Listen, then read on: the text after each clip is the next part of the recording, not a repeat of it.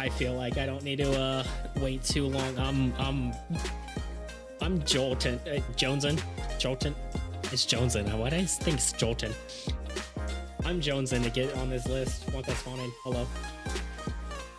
Alright, let me turn down the song just a smidge. It's definitely gonna probably keep playing just so that way we have some background noise.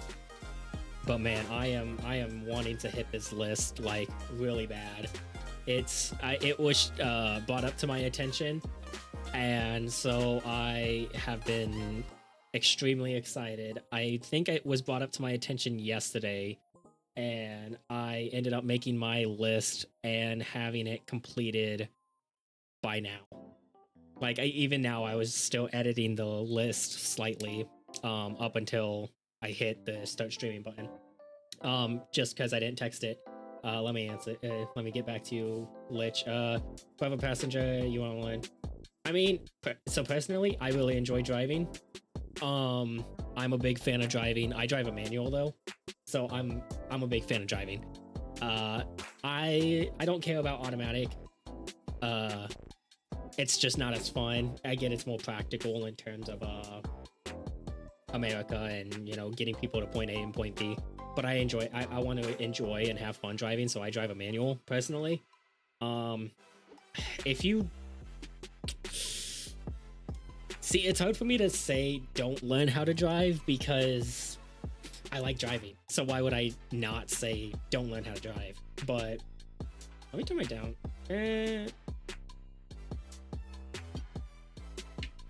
You know, motorcycles, but don't want one. Hey, I mean, you got something at least going for you. Motorcycles are all manual, which I think is so cool. That's one of my favorite things. So let's get this list going right here real quick. What's my main display? This one? Yeah. So I was so graciously, but also welcome to my Spotify. It's covering the tier list as of right now. It's pretty great. So I was brought up to this tier list with initially it was brought to my attention from the great creator and the person I'm mainly stealing the idea from, Alpharad. He is the main one who gave me the idea and everything. And he even says at the beginning of his video, he stole it from Coney, and Coney stole it from Sajam. Now, Sajam, as far as I had seen, was only doing fighting game characters. I don't know what Coney did. I didn't watch Coney's, but I watched Alpharad's, and Alpharad did every main. So I decided I want to do every main because I have been playing video games for a very, very long time. And my range of video games is oh well, here you can see it. My range is very high as well. There's a couple that I am skeptical on whether I actually wanted to keep in here, but I felt like I mained them long enough. Also, very long list. I felt like I had mained them, if I were to pick a character out of the entire list of out of all the characters in the one game, that I would consider as I have mained, there is a couple. So yeah, but there's also a couple characters that I can be like, no, I definitely just straight up main them, like they are my main. But yeah, as you can see, this is gonna be a very long list. I'm imagining it's probably going to take me a couple hours because I'm probably going to end up talking about each of the characters a little bit in my time with them as well. The same way Alpharad had done it. I am not talking about the characters in their current state. I am talking about the characters when I had played them. Or like when I essentially was maining them. Whether that's when I was playing the game, when I was, it's that launch, and I'll even probably bring it up because every character has, like, especially when we get down to, say, Siege, because I've got Siege characters here. obviously that is throughout the lifespan of the game, and characters changed throughout. So I'll probably end up talking about each of those. I'll talk about each of the characters essentially when I played them, though. It's some of it will be on launch, some of it will be yesterday. You know, there's no real way of knowing, but this is not, none of this is current characters outside of characters that I've played recently. Most of these characters are not going to be recent, though. Some of these, I'm gonna be honest, some of these games I haven't probably touched. Actually, there is one game in specific I know for a fact 100% I mained this character, and I have not touched this game in probably like 15 years. So we are doing some really interesting and fun stuff, but it's just one of those things that I just know. So as I said, there's gonna be a very long list, and I want to probably start getting on this list. So our tiers, it's not necessarily a tier list because it's not like one is better than the other. It's more of a ranking of how much fun am I having versus how much am I sweating my ass off to win. So we've got the top tier, which is I'm sweating. Honestly, we're probably gonna end up adding more tiers because I may be talking about characters and I'm like, you know what? No, I want to make a kit tier for this character, something like that. You know, they were super bad at the game, but they were incredibly fun or something like that. I don't know, but we'll figure it out. We're gonna have fun with this. This is gonna be a great time. I'm gonna, how's the volume? Is the volume good? I hope it's good. So again, we have the I'm sweating tier. This is me absolutely just try-harding my ass off, trying to do the absolute best that I can. Then we have the I'm try-harding tier, which is just ever so slightly lower than I'm sweating, as one can imagine. Then it's I'm cooking.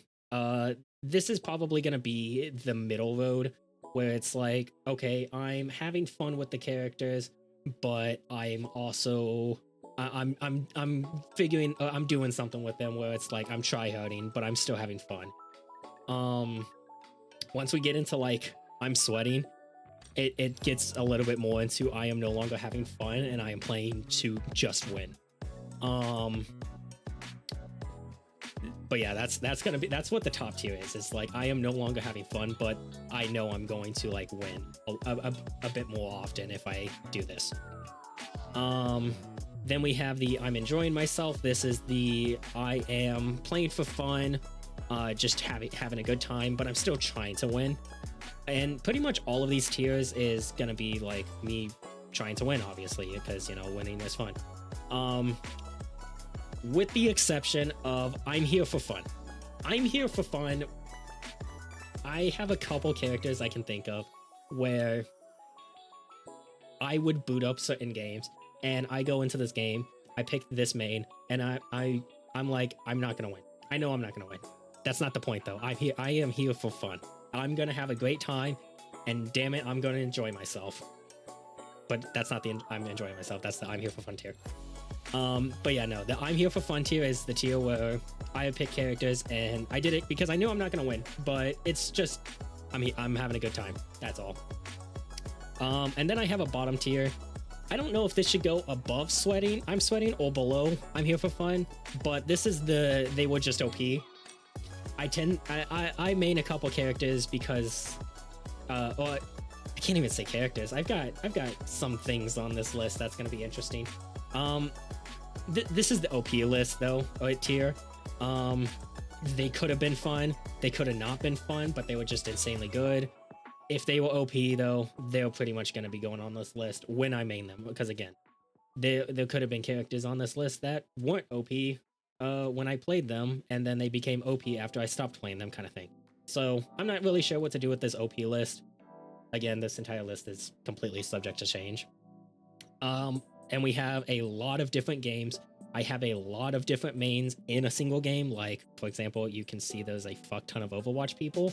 There's a fuck ton of Rainbow Six people.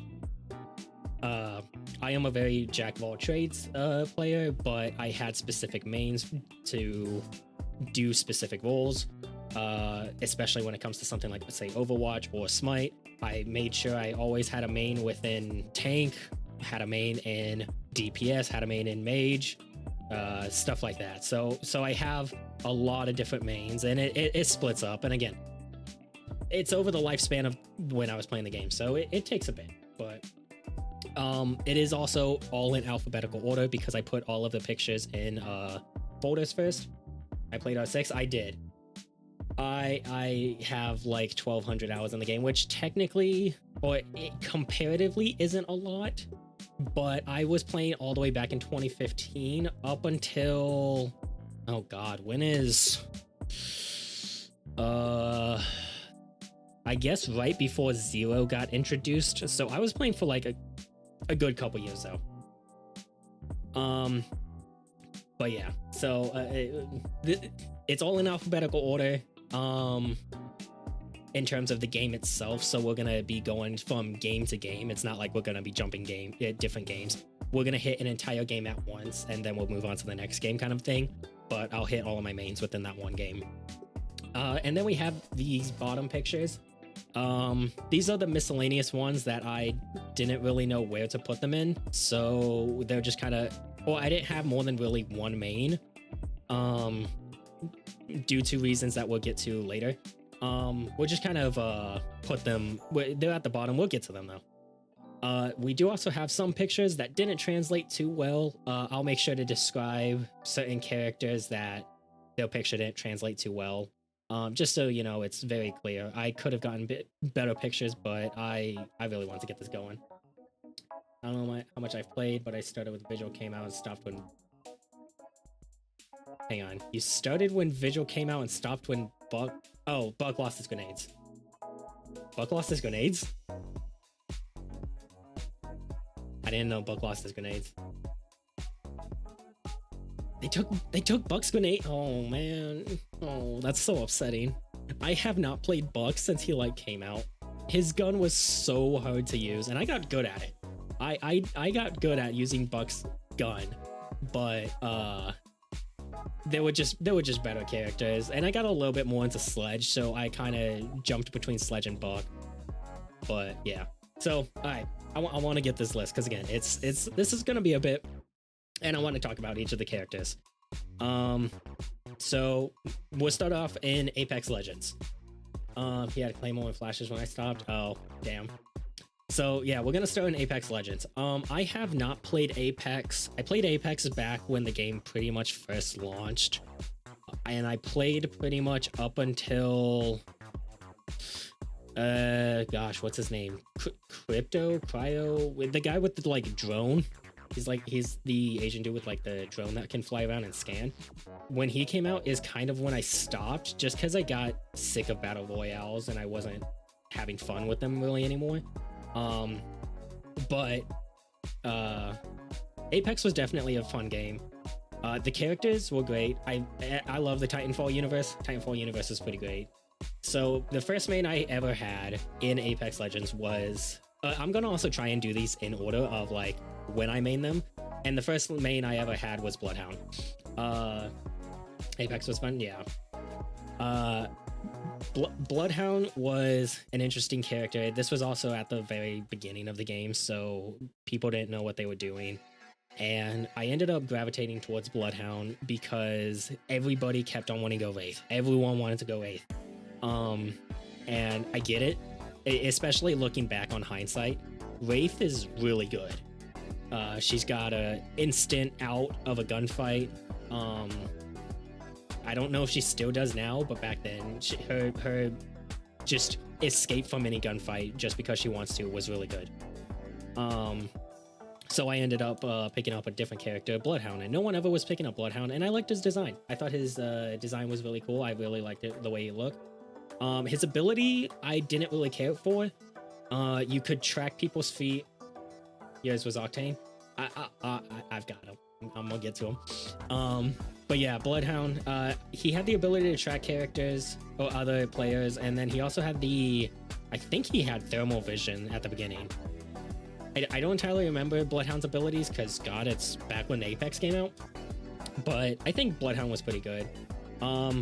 honestly, I might just leave him in the I'm enjoying myself tier right here, just because.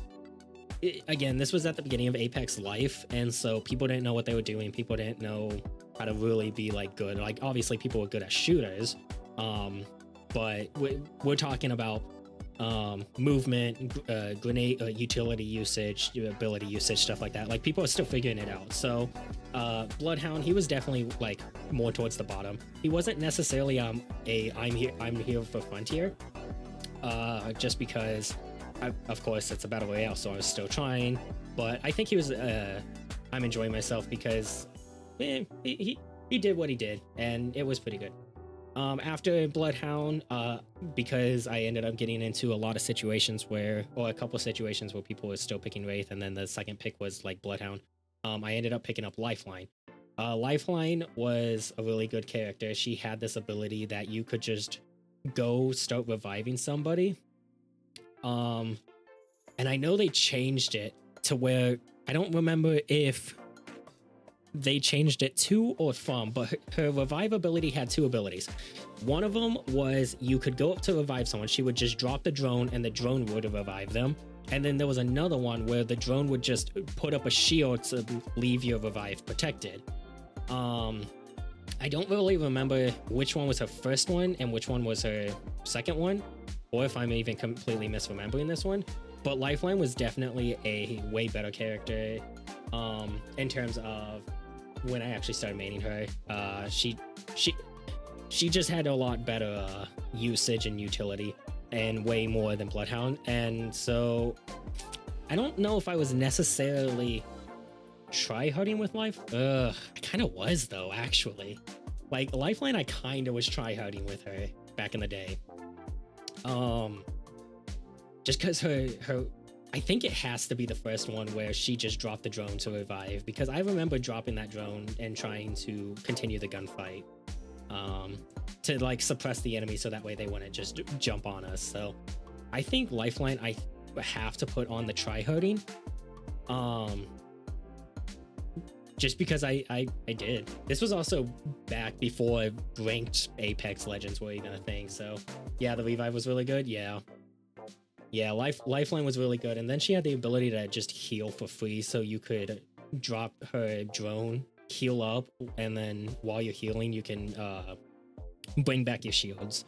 So Lifeline was pretty good. Well, Lifeline started getting taken. People started taking my main Lifeline, and I didn't want to go back. I think the order of this, I think I did Octane first. I think Octane was my third main of Apex. It was roughly after he came out. At first, I was really put off by his take damage to increase your speed temporarily, but I did it because it was really fun. And even now, if I go back to, if I ever went back to Apex, which, God, that requires me to play Apex, and I don't know if I'm feeling that, at least not without friends. I would probably end up picking Octane just because he's fun. He's really fast, unless they nerf that too. Again, no clue what changes they've made to any of these characters, but Octane was really fast and he was really fun to play. I don't remember him being exactly insanely good. His ultimate where he threw down the trampoline was kind of whatever, but it was on a fast cooldown. I remember that. I think most people's ultimates in Apex were like 2 minutes, maybe 3 minutes or something like that, and Octane's was like a minute. It was like half the duration or something like that. It was really fast. And that was without the ultimate boosters, whatever those things were called. God, I'm realizing how much I don't really remember about Apex. But yeah, Octane was fun. I don't know if I think Octane would go into the cooking tier, just cooking rank, just because he was definitely really fun and really enjoyable, but I was tryharding a lot more with Octane than I would have been with like Bloodhound. But because the only thing he had was speed and people got better and better at like tracking and shooting, I think it would probably be less than what Lifeline would have been at the time. And then my fourth main and probably final main of Apex was Pathfinder. I found out how to zipline launch, or whatever that's called, slingshot yourself with the zip lines. And that made I used to hate Pathfinder because I was like, oh, well, he's not Octane, he has no movement abilities. Well, then I found out about, I'm gonna turn this down slightly, just a smidge more. I found I hated Pathfinder because he didn't have the movement abilities. But then I found out about his slingshotting capabilities. Oh my god, did I fall in love with Pathfinder so much. He was so fun and so good. And his zipline, not slipline, the one for himself, not his ultimate. His single ability was really fast on charge cooldown. I think it was like 10 seconds at most, maybe even less. Maybe like 8 seconds, but you could zipline all over the place. It was really fun. It was awesome. And then he also had the ability to get the location of the next map, which I often would use. Just to try and help my team out. I try to be a team player when I can, but I am also a damage fiend. So, because of his ability and what I ended up doing with Pathfinder after I found out, I think he would go into, ooh, shit, do I want to put him in the sweating tier? No, because sweating tier again is like not having fun anymore. I think tryharding, I could still say I'm having fun, but like they were good. I think Pathfinder belongs in the tryharding tier. I was tryharding. I was but I was still having a lot of fun with him.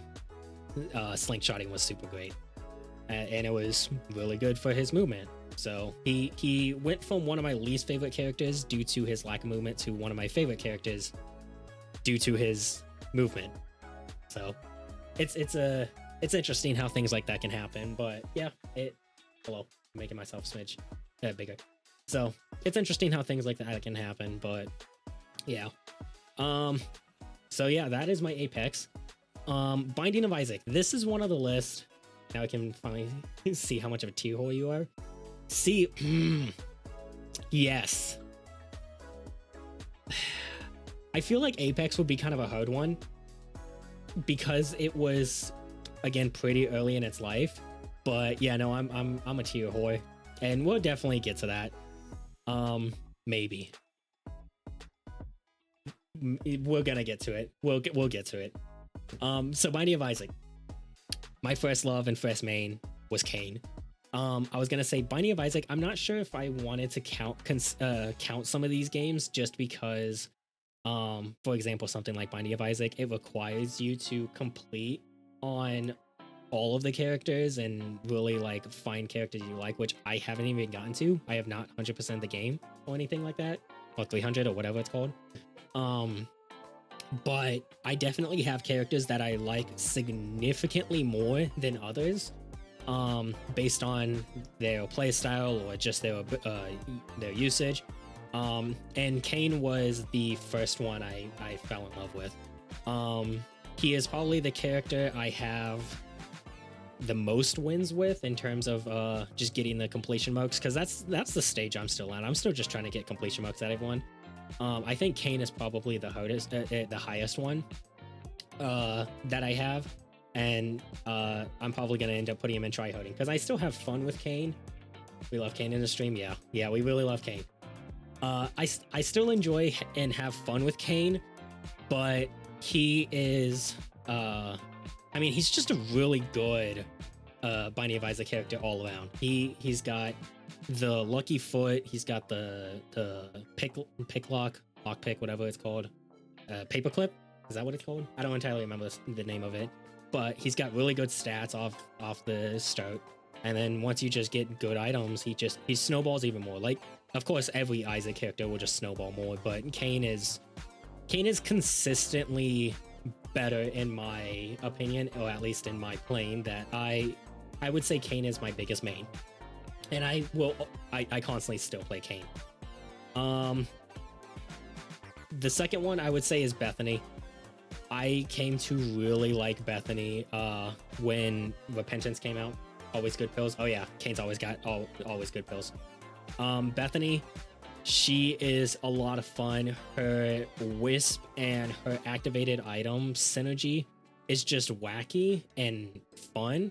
I don't think I am nearly as good with Bethany as I would say I am with Kane, but I really think that Bethany is really interesting and fun due to just her activation items. As a, you know, low tier Binding of Isaac player who still dies to fucking like chug or something, whatever. But yeah, no, Bethany's a fun one. Not as much of a tryhard. I think I'll put her in I'm enjoying myself because I still care, obviously, if I lose and die in Binding of Isaac runs, but Bethany is definitely a character that I like to play and try and see the weird synergies with her Book of Virtues, more than trying to win sometimes. So I would say I'm enjoying myself with Bethany. I'm having a good time with Bethany. Forgotten, I really like Forgotten. He ended up being my latest main in Isaac. He's really solid. He's got the melee, the bone for the melee weapon, and then he's got his heart split up between the soul, so that way you can still get the ranged. I really like Forgotten. He can fly, and his spirit has a spectral tier, so you know it's cool. I think Forgotten falls in between the two. He's fun, he's enjoyable, but he's not as fun in my opinion in terms of just trying to do weird ass synergies as Bethany.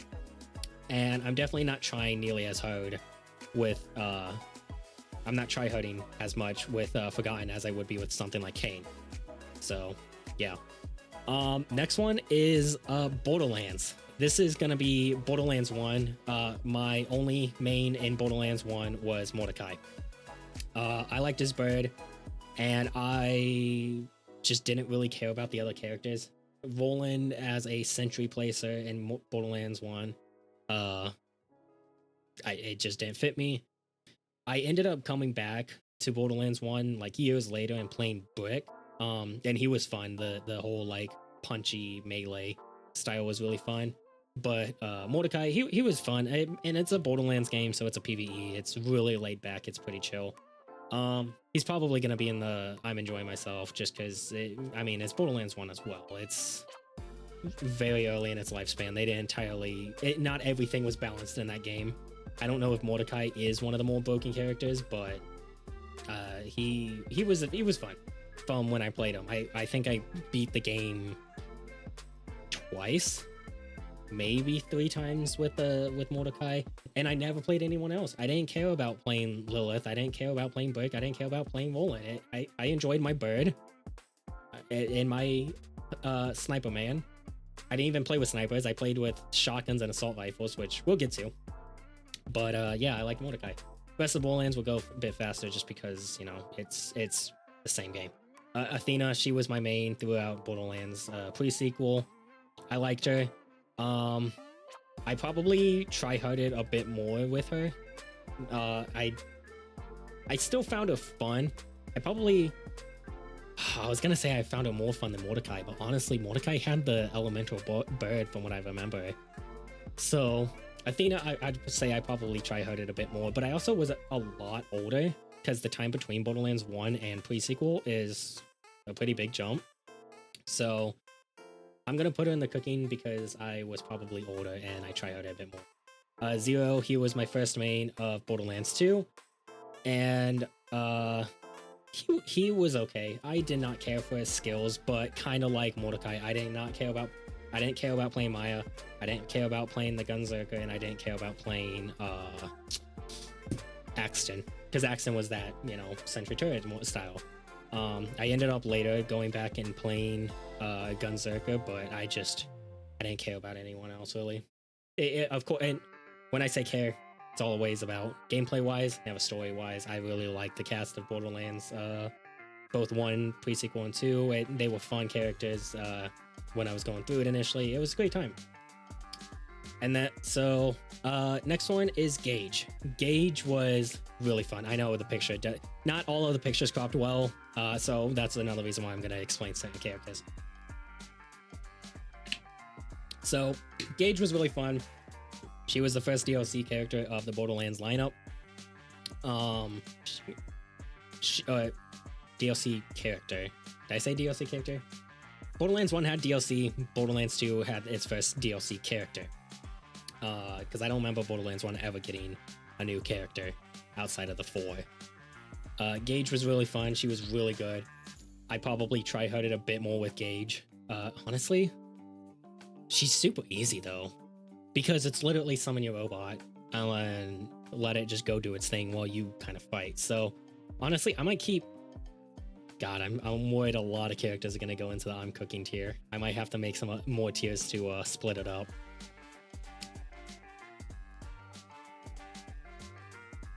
You know what? I'm gonna make a new tier real quick. What do I call it? Good. Cause auto.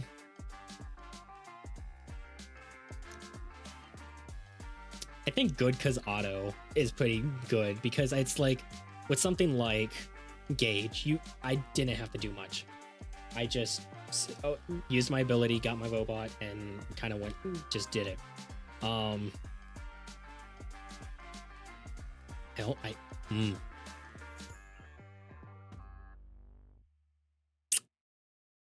don't know if I want to put this below or above the cooking tier as well, because I don't want to... I mean, technically, again, this isn't a tier list. This is a ranking. So it doesn't matter who is higher and lower.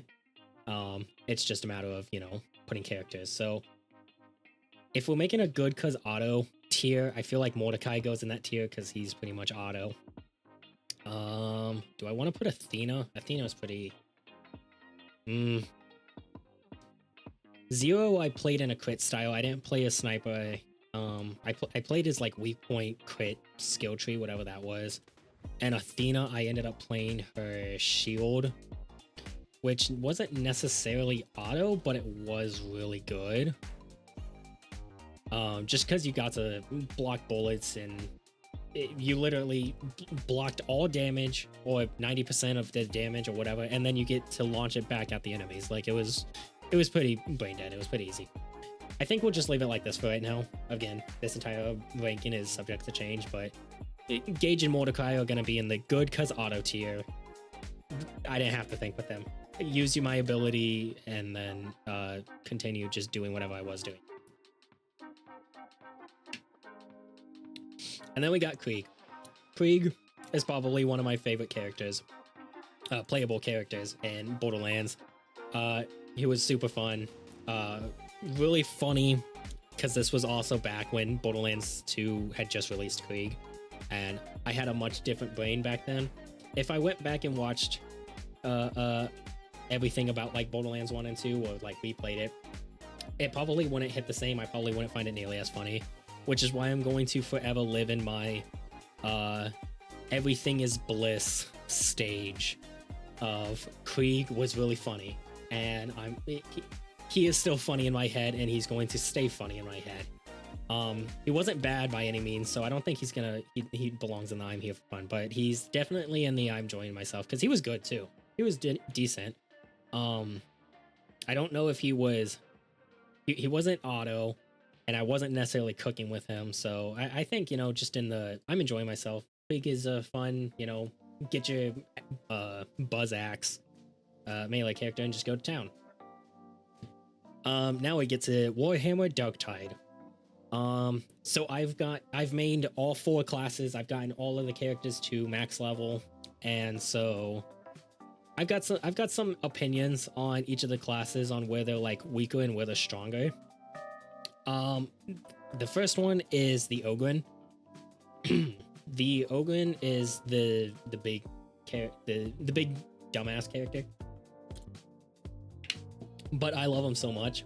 He is actually the only character that I have, so to say, role-played with while I was playing Darktide, because people would be like, oh my god, my Ogryn's name was Glug, and so I would often be like, Glug, blah blah blah, whatever. Ogryns are notoriously stupid in the Warhammer universe, so I really enjoyed the Ogryn, and he was fun.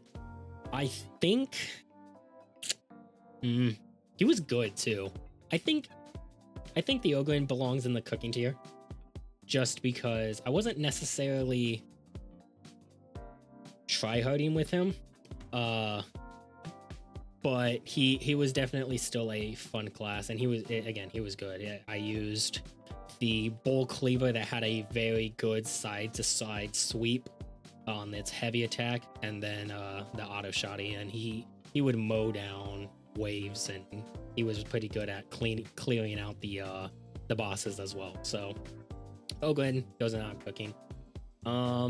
Is this Psycho? I think that's the Psycho, because I think that's the Zealot. So Psycho was not probably one of my most hated classes until the tree change, or skill tree change, when they actually gave each of the characters different abilities and a bit more uniqueness between each of them. And Psycho got his little needle things that the guy from Guardian, the blue guy from Guardians of the Galaxy had, where he throws out his needles and control them. Psycho was insanely good on launch. He also had this certain skill path that you could take within the tree to do low damage, but you had infinite crowd control. And in a horde shooter, it honestly made or broke certain runs. It was really good. It was the lightning skill, and then one of the bottom pathways just let you use infinite lightning, and the lightning would stun the enemies, and it was actually just fucking broken. And then he had his little needles thing. So Psycho's gonna go in good cause auto, because Psycho is probably my least thought of class in terms of like actually playing the game. You just got to do your thing. You wouldn't always kill, but you were always like an insanely good support. Veteran. I don't like Veteran. I did not have a fun time playing Veteran. I really enjoyed my Veteran's name. He was rank private, and his last name was Potes, so he was Private Potes. I really enjoyed my Veteran's name, but in terms of actually playing Veteran, he was not fun. I did not really enjoy him. Like, the whole thing about Veteran was, oh, he's really good at taking down the specialist enemies. But because I was coming from a Vermintide background, I kind of already had a way to deal with them in a melee situation. Oh god, wait. I'm gonna have to make a new tier because I don't know where to put Veteran. Well, hey, let's make a new tier. What do we call this one? Not bad, but not enjoyable. Veteran's gonna go in the not bad but not enjoyable tier, because I didn't care for him. It was such an okay experience. Give me a color. I should probably color code this better. Yeah, let me just color code this a little bit better. I'll make it actually top down. So that's 3. So then this one's 4. This one is gonna be 5. This one's 6. This 1, 2, 3, 4, 7, 8. Yeah, and then yeah, that way we'll actually have it like rainbowed out. We're probably gonna end up adding more tiers anyways. Veteran, not bad. I did not enjoy him though. He was supposed to be good for dealing with specialists, but I already was able to do that pre-skill tree change with the Ogren, because I pretty much played Ogren and Veteran. Well, I played Ogren all of pre-skill tree change, and then I played Veteran pre-skill tree change into skill tree change, and that's when I got more into like, no, I played Psycho before Veteran. Either way, I enjoyed Psycho a lot more. Once he got his skill tree change, he got even better. But and that's probably when I mained him a lot more, which is why I'm gonna go with that one.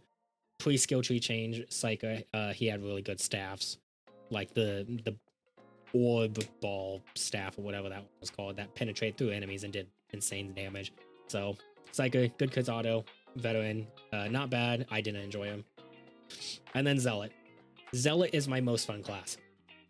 He feels not the greatest. He feels a little bit weak, at least in terms of my build. I have, because I wanted to play a like frontline Zealot, whereas I see a lot of people playing like the assassin type Zealot. I didn't really want that. I wanted a frontline Zealot. So Zealot, he's going in and I'm enjoying myself. He is probably my most fun class. I really enjoy playing Zealot, but he also feels the weakest out of them and out of these three, because we're not counting veteran. I don't enjoy playing veteran, so I don't really play him. I feel like I have to work the hardest for Zealot. Maybe it's something I'm doing wrong. Maybe I'm just overthinking it, but I find him the most fun, and so I'm gonna leave him and I'm enjoying myself. Now we get to Dragon Ball Fighter Z, DBFZ. I had two teams, and they're already in their respective teams, and they are going to stay in their respective teams. My team one that I still will occasionally touch. For reference, I never got that good at DBFZ. I never got a TODs or any. I never learned how to TODs. I was trying to learn how to do like actual combos, but I could never figure it out. It never clicked with me, and so it never happened.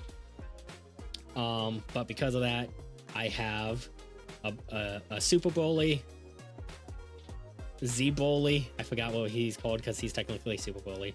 So yeah, again, doesn't cut out. It doesn't portray well. Super Broly, Z Broly, and Cooler. This was my main team. I really enjoyed them. They're just stupid. It's overly buff dudes and overly huge guys. Like, these guys are really big in the game. I think they're all within the realm of like grapplers, which is another reason why they're fun, is just they're really stupid. But I really enjoy this team. I don't think they're good. I do not think they're good at all, but I really like them. And this team specifically was like one of my favorite teams. And then my other main team, where I'm like, I was trying to learn infinites and actually learn abilities. I don't think it was sweating because I still had fun, but that was Android 21, Blue Gogeta, and UI Goku. Again, pictures didn't portray well, my bad. But 21, Blue Gogeta, UI Goku was my I'm tryharding team. So we could wrap this up in one image, wrap this one up in one image, and those were these were like straight up my teams. Oh, thank you for the from the chest down, yeah. Thank you for the resub, Sunny. I appreciate it. 14 months. Yeah, no, so these pictures didn't portray well because I did not test this, but hey, it's not a Kyng stream without a little bit of scuff, you know? Now we get into a game that probably might bring back memories for some people, and others probably have never heard of this game. It's called Dirty Bomb. Dirty Bomb was a pretty janky FPS game that I had played after I stopped playing Counter-Strike, just because I enjoyed the gameplay style a little bit more of an arcadey shooter like Call of Duty over the tactical shooter side like Counter-Strike. This was also back in like, God, 2014, I think. But I had 3 characters that I mained in Dirty Bomb. If I'm remembering correctly, all of this is off memory and it's really hard, but I think this is all correct. Do not ask me their names. I do not remember their names. Even though I just got these pictures like yesterday, I already forgot their names because Dirty Bomb felt like a mobile shooter. It was bad, but it was fun. it's, you know, and that's all it is. That's all it needs to be is, you know, sometimes just having fun and enjoying yourself. Medic, but yeah, I'll start off with the medic class. The medic class, I was because it was so long ago. I was in the cooking with medic. I was trying a lot with medic. Actually, you know what? No, I think I was tryharding with medic. I was tryharding with medic. The medic, he was really good, at least from what I remember, or at least the way I was using him. He felt really good. I enjoyed him. Also, I've given up on the, you know, ordering of the tiers because I don't remember with Dirty Bomb. Fuck that. Again, you're asking me to remember something from a decade ago, so that's not gonna happen. Medic though, I remember tryharding with him, and he did what I needed to do. Thermal vision, I think his name was Red Eye or something like that. He had smokes, and then his ability was he could see thermal vision and essentially got not wall hacks, but you could throw a smoke down and then shoot people through the smoke because you could see them in like a clear outline. It was really good. I think he was in the cooking tier. Nope, not trying. I think he was in the cooking tier. He wasn't auto, but he was decently good. Last one is the fire guy. I think his name was Stoker, something around there. Just from what I got the picture. He's also gonna be in the cooking tier because fire. Haha. But no, he was. I'm trying to think who's in. Oh no, I know why I have the sweating tier. Never mind. I was like, who's in my sweating tier? I know why. We haven't gotten to my sweats yet. We have not gotten to my sweats yet. Stoker, whatever his name was. Kind of like the red eye guy. He was good. I don't think I was as good with him as I was with the medic dude, but I was still trying, and because it was an FPS game, I was still trying to win like all the time. We've got DMC. I thought about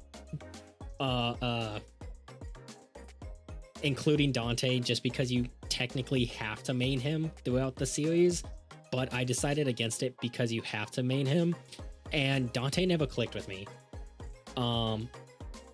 He just didn't really fit with me. But I really did enjoy him throughout my initial playthrough, but once I actually kind of went back and played the games, I found out that I really love Neo. Just something about Neo's style I really enjoy.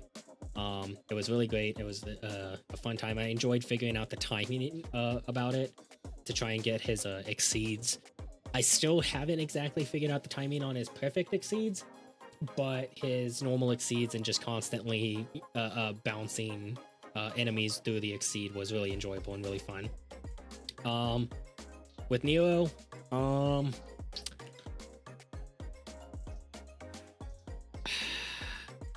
where do I put him?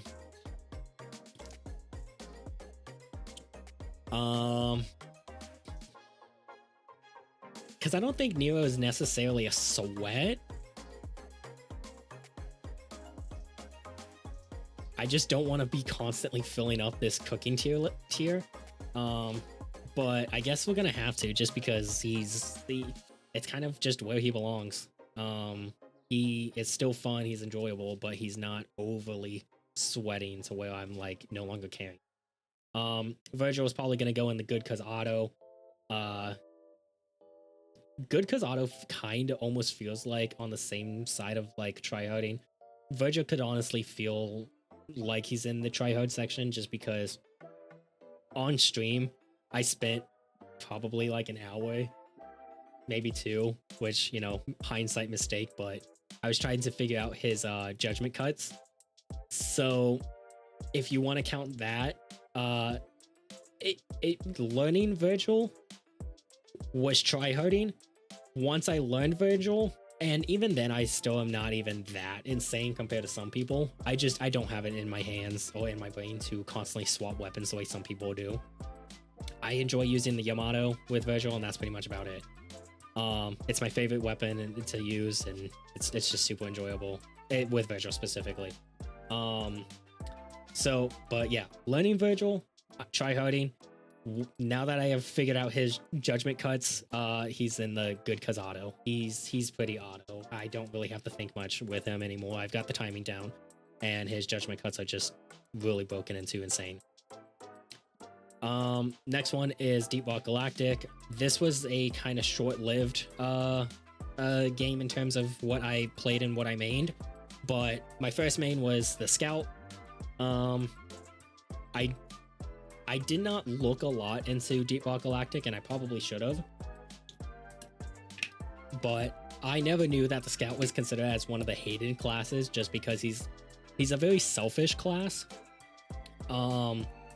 But I think he was enjoyable. I enjoyed myself, but I wouldn't say I necessarily tryharded with him.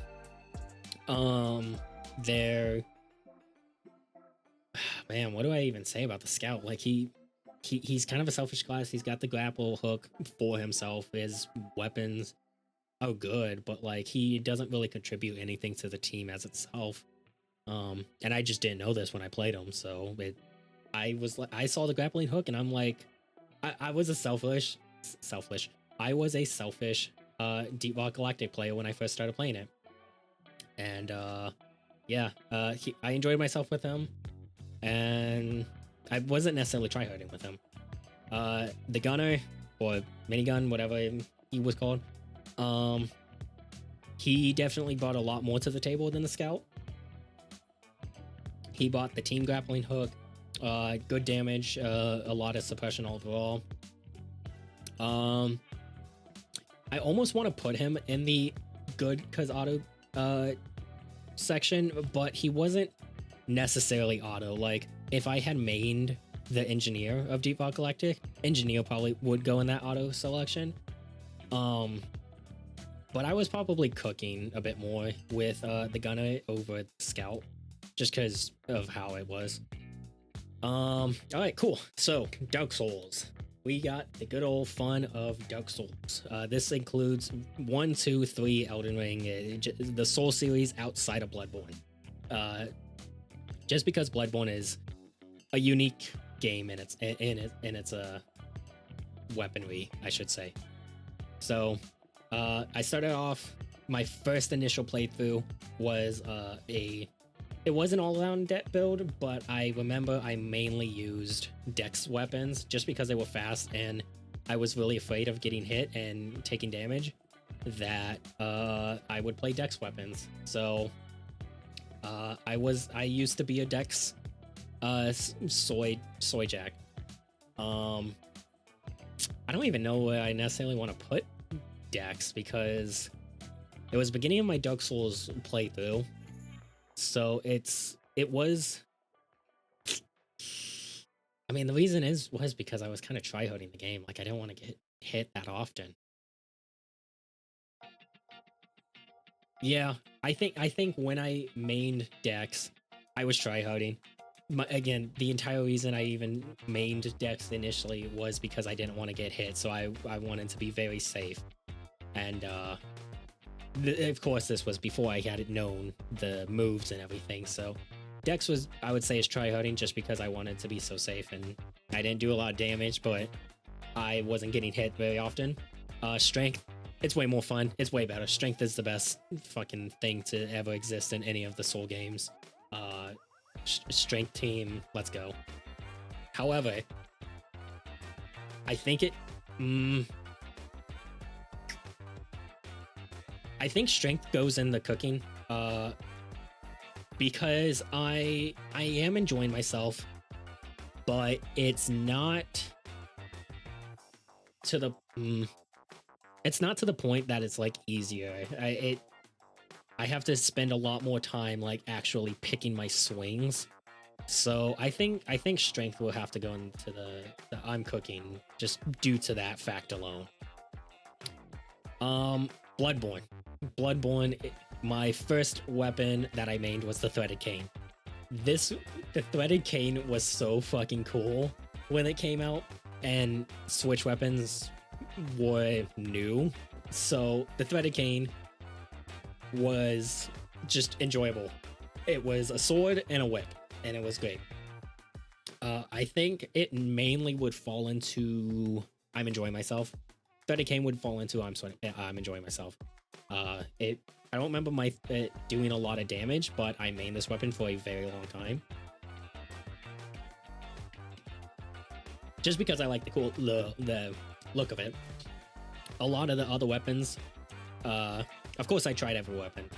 Every initial Dark Souls playthrough I do, I generally end up doing a all-around build just so I can try all the weapons and see what I like.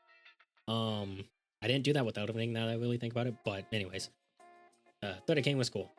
Second one is, I think this was called Ludwig's Holy Blade. You get it a little bit later on in the game, probably closer to like halfway point of the game. The Ludwig's Holy Blade on launch was fucking insane. This weapon was actually insane damage. So Bloodborne doesn't really have slow weapons, not like Dark Souls, or not like the Soul series does. Soul series has slow ultra great swords and stuff like that.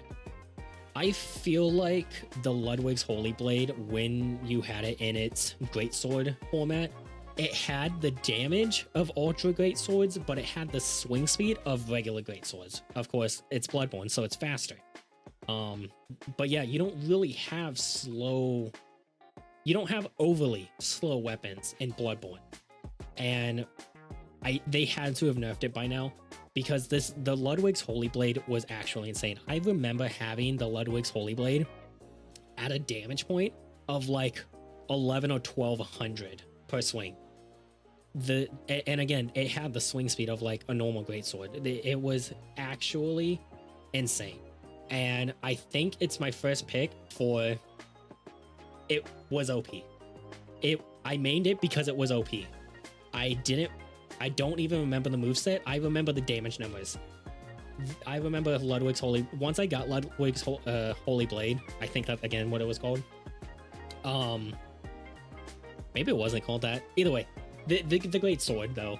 Once I got this weapon, it was my only weapon for the rest of the game. Like, this weapon was actually insane on launch. Now, yeah, Bloodborne, anything about Bloodborne is from launch. So it's been a hot minute. Weapons have definitely changed. The DLC came out, which I never got to play. But yeah, I remember this greatsword actually being insane. Don't Starve Together. Don't Starve Together was great. I had a main before these two. I cannot remember who they are. Because once I looked at the extra characters, and for one, I didn't even know extra characters existed outside of the original, 8, 10, or whatever amount of characters it was, with like Maxwell and whatnot. Once I found out about the extra characters and I found Wartox and Wanda, I haven't gone back since. I really enjoy Wartox and I really enjoy Wanda. I remember Wartox being considered as one of the harder characters, which I think it was because he gets half the hunger eating when you eat normal food, but his ability to teleport and his main thing, which was his ability to heal and also eat the souls, just because I really like it, and Wartox is probably still my favorite main when it comes to Don't Starve Together. I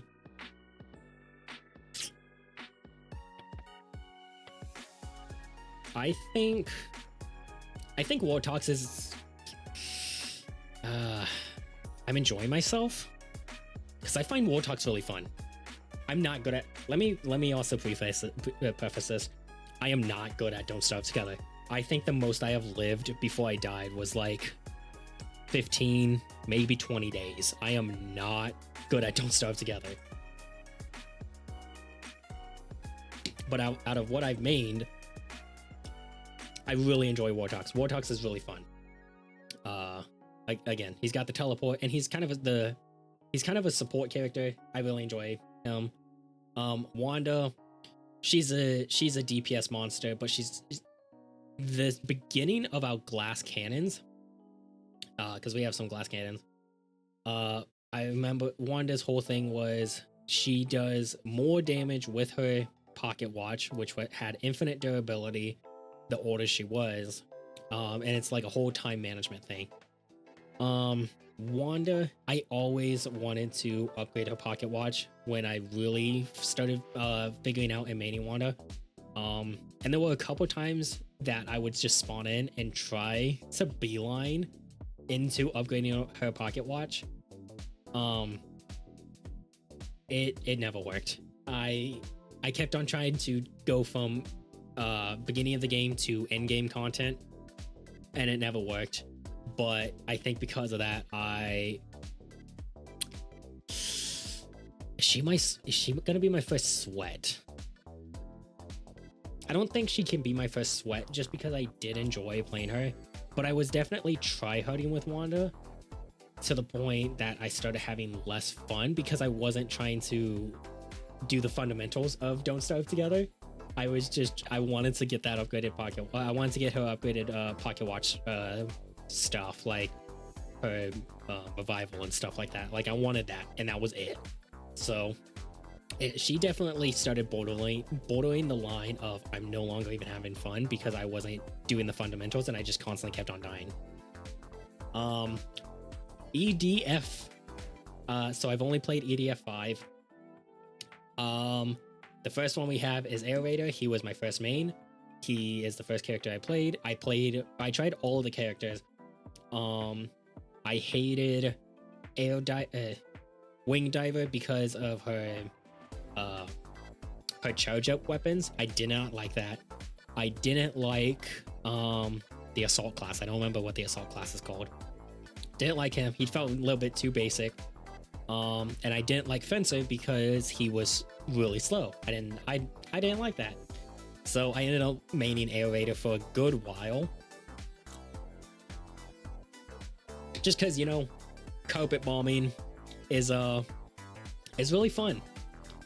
And then I always bought one of his backup weapons just because I would end up playing either solo or up to like 3 people when I was playing Air Raider.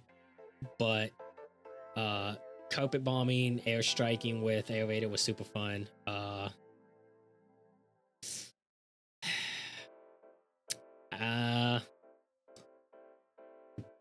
He was good, but I never got good with him. Like, it's one of those things of I don't necessarily want to put him in I'm here for fun because I was still trying it, of course. Like, he was good, but I never was able to really get good with him. So I think he'll also fall into the I'm enjoying myself tier. And then I looked into the game a bit more. I looked into characters and whatnot, and you know, in-game possibilities. And I found Fencer. And once I found Fencer, like initially I dropped him because he was slow, and then I found him again, and I found out about his air dashing. And once I found Fencer, oh boy, did I never let him go. Fencer is a monster when it comes to EDF. He's got insane movement when you get to the late game stuff. He's got really good weapons. You can dual wield weapons, and you can carry up to 4 weapons at a time. He's got the mortar strikes on his back, which essentially covered the aspect of air striking bugs and shit. That covered that for me, which is mortar strikes. But he also had even better movement than Air Raider. Fencer is a monster, and I never played any of old Fencer. If I do go back to any game pre-EDF 5, I know you could still dash cancel or whatever it was called, but this is specifically EDF 5, Air Raider, and Fencer.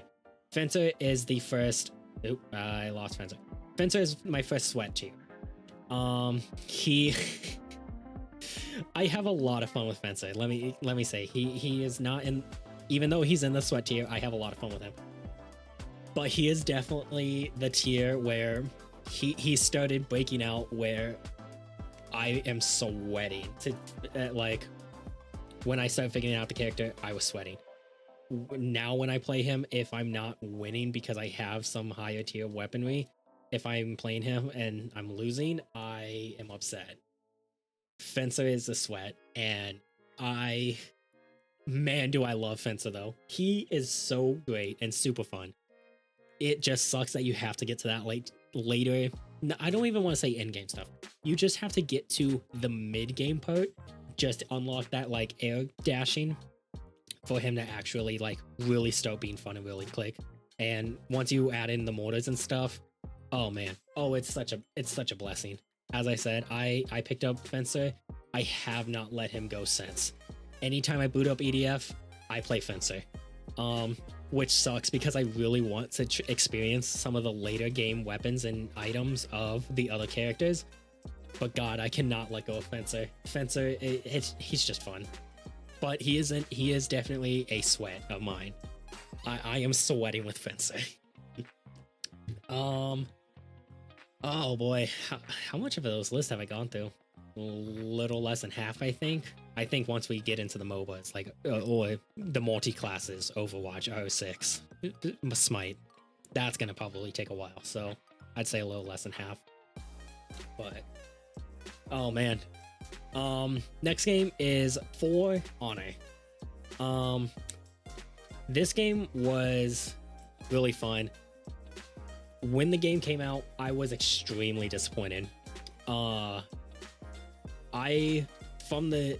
So For Honor is anywhere from 1v1 up to 4v4, maybe 5v5 of each team picks a character and you get to just go and battle it out, whether it's like a conquest style where you have to capture zones or elimination where you're just trying to kill the enemy team.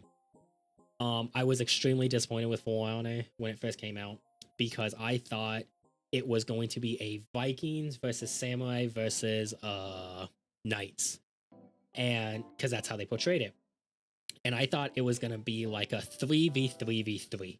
You have it, and depending on what team you were on, depended on what faction you got to play. I thought it was going to be like you're on the Viking team, you only get to play Vikings. But no, they had to make it balanced, I think is the reason.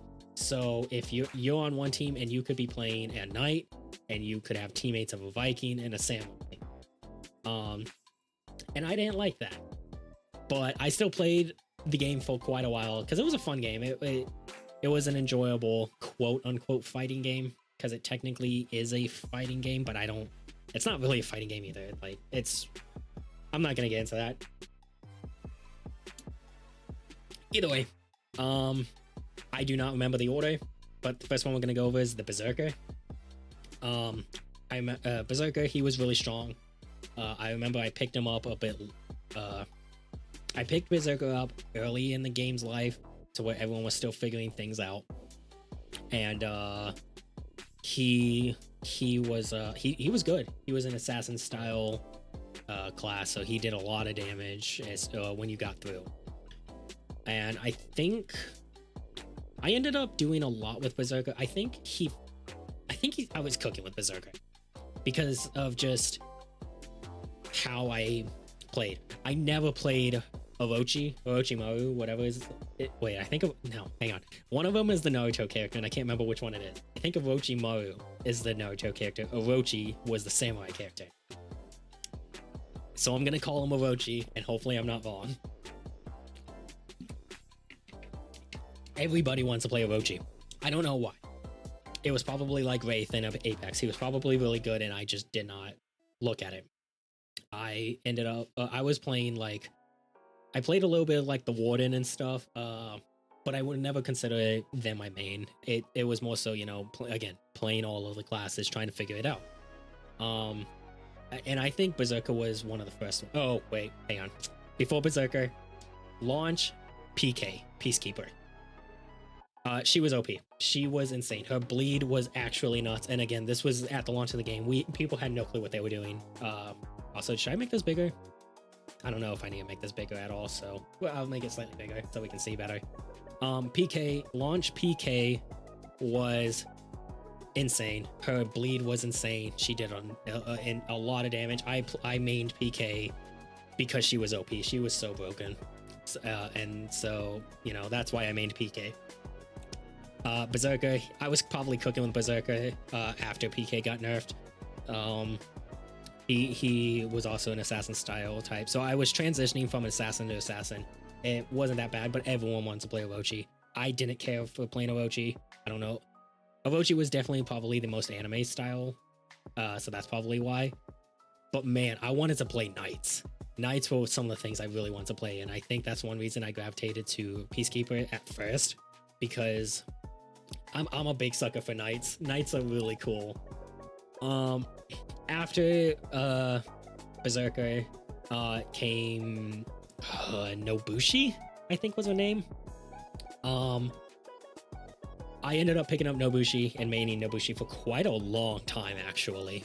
I think she is one of my longer time mains because I really liked her weapon. I actually wanted to get her weapon. I don't remember what it's called now. I'm blanking out on its name. But I really liked her weapon, and when I ended up playing her, I really liked her fighting style. She was very pokey, but she had bleeds, and bleeds were, again, fucking broken on launch. Before they probably ended up getting nerfed at some point. But I was tryharding with Nobushi. I was sweating with Nobushi. And I have never played 1v1s or 2v2s before I started playing Nobushi. I started playing 1v1s and 2v2s when I started playing Nobushi.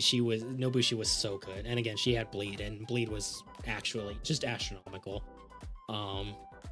And I could stack up on bleeds and be completely safe. Like, I actually had fights where I would completely kill somebody just because I would constantly stack up bleeds on them, and they would never even touch me. I was sweating with Nobushi. I miss For Honor. I want to go back to those days of learning the game. Again, Nobushi was still like in the learning phase, so that's another reason I could say I was sweating, is because like everybody was still figuring it out. But I was sweating with Nobushi. In no particular order, because I don't remember. Centurion came out. I really liked his gladiator style. He was very showboaty, and I found that fun. But the thing that I found the most fun about Centurion is he punched people. I love the fact that he would stab somebody and then just punch them.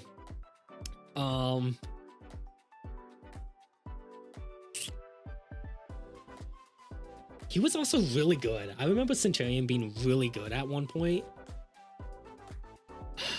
Man, I feel bad I keep on putting people in the same exact tiers, but like, it kind of shows, you know, the characters that I really enjoy versus, and why I enjoy certain characters and certain like teams and comps and whatnot.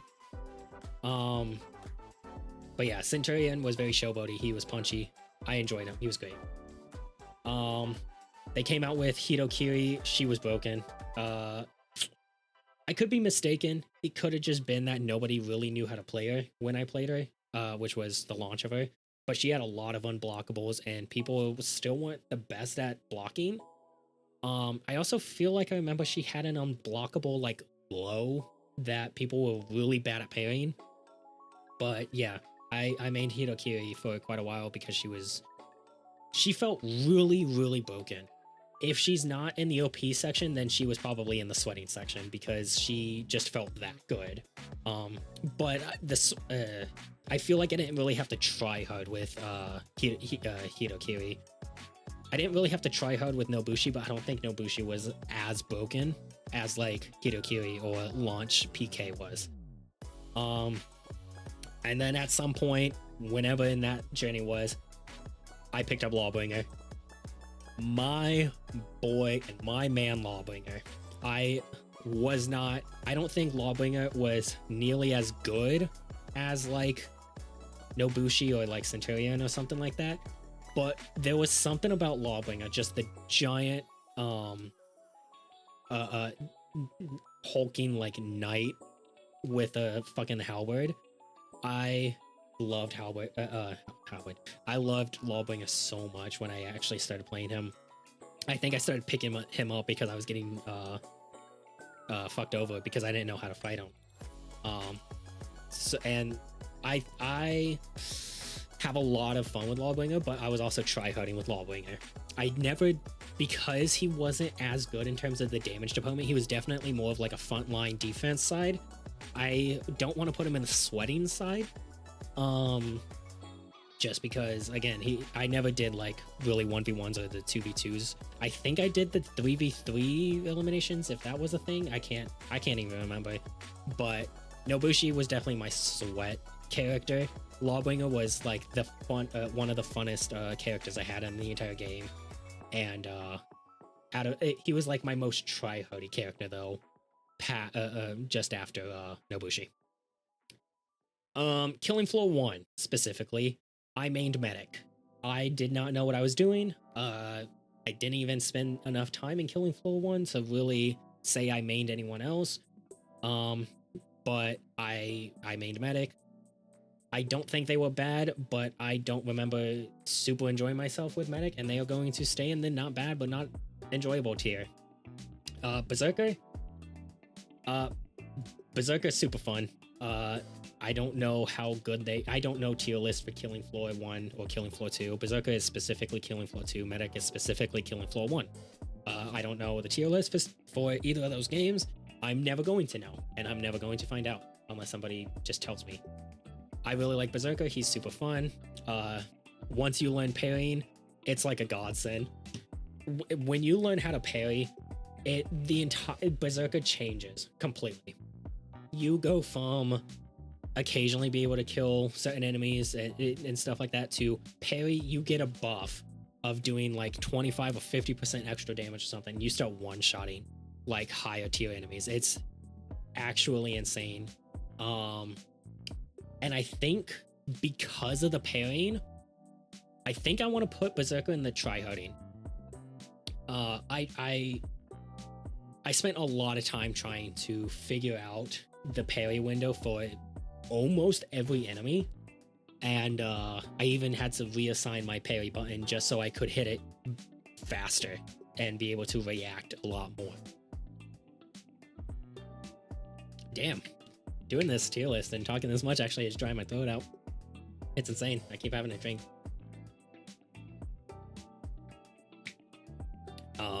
But yeah, no, Berserker, I was probably tryharding.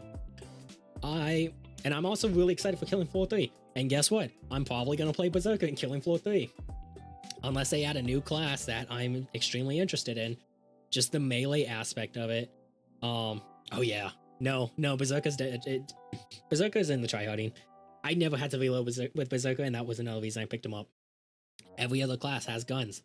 And as much as I love guns in a zombie apocalypse, reloading was the bane of my existence a lot of times, and I wasn't good at the Killing Floor movement.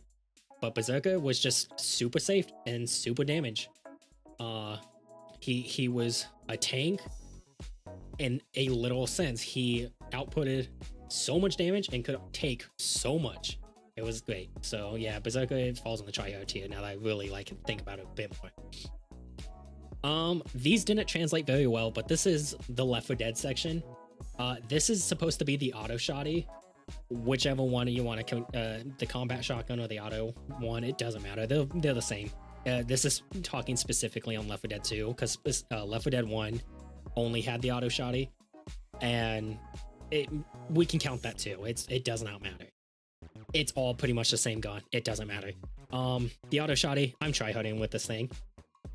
Left 4 Dead 1, Left 4 Dead 2. The auto shot. This one was another contentious, because I was like, well, they're just guns. Do I really want to consider as I main them?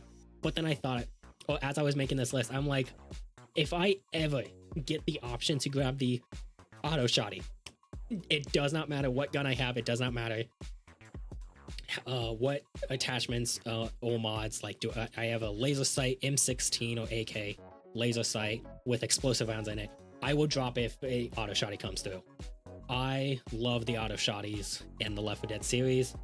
Those are just my go-to guns. They're my things. I also have the pistol because I used to do pistol only challenges and I got pretty decent. I think I was able, this one's also,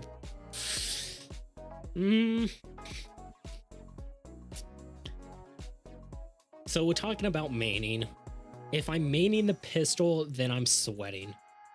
If I am maining the pistol, then I'm sweating because I would do these challenges of how many of the campaigns how many campaigns could I get through pistol, dual pistol only. I had the bots, so technically it wasn't that hard, but I was also younger. But it was like expert difficulty or maybe advanced. I don't remember the specifics. Pistol only, infinite ammo, so I never had to worry about it. This also applied to Left 4 Dead 1, but I think with the pistol only main, I was probably sweating. It started getting a lot less fun, and probably the reason why I stopped doing it. But auto shotty is my beloved. Maining the pistol is there. For the infected playing versus, it didn't translate well again. Smoker. Actually, you know what? Charger. I love Charger. I'm here for fun with Charger. He is our official first I am here for fun. I love playing Charger and Left 4 Dead 2 versus. I do it to the point that I throw, but there are instances when you can charge a team or a player out of a window and straight to death. And there were times that I would literally only go for those. Specifically on like the first mission where the hotel is on fire, on the outside balcony. I would straight up just try and charge people out the window, and that was it. And it especially helped because I was playing modded servers where you could cycle through the special infected that were available. And if Charger was available, I would go Charger. I'm gonna take a quick bathroom break, and then we'll be right back.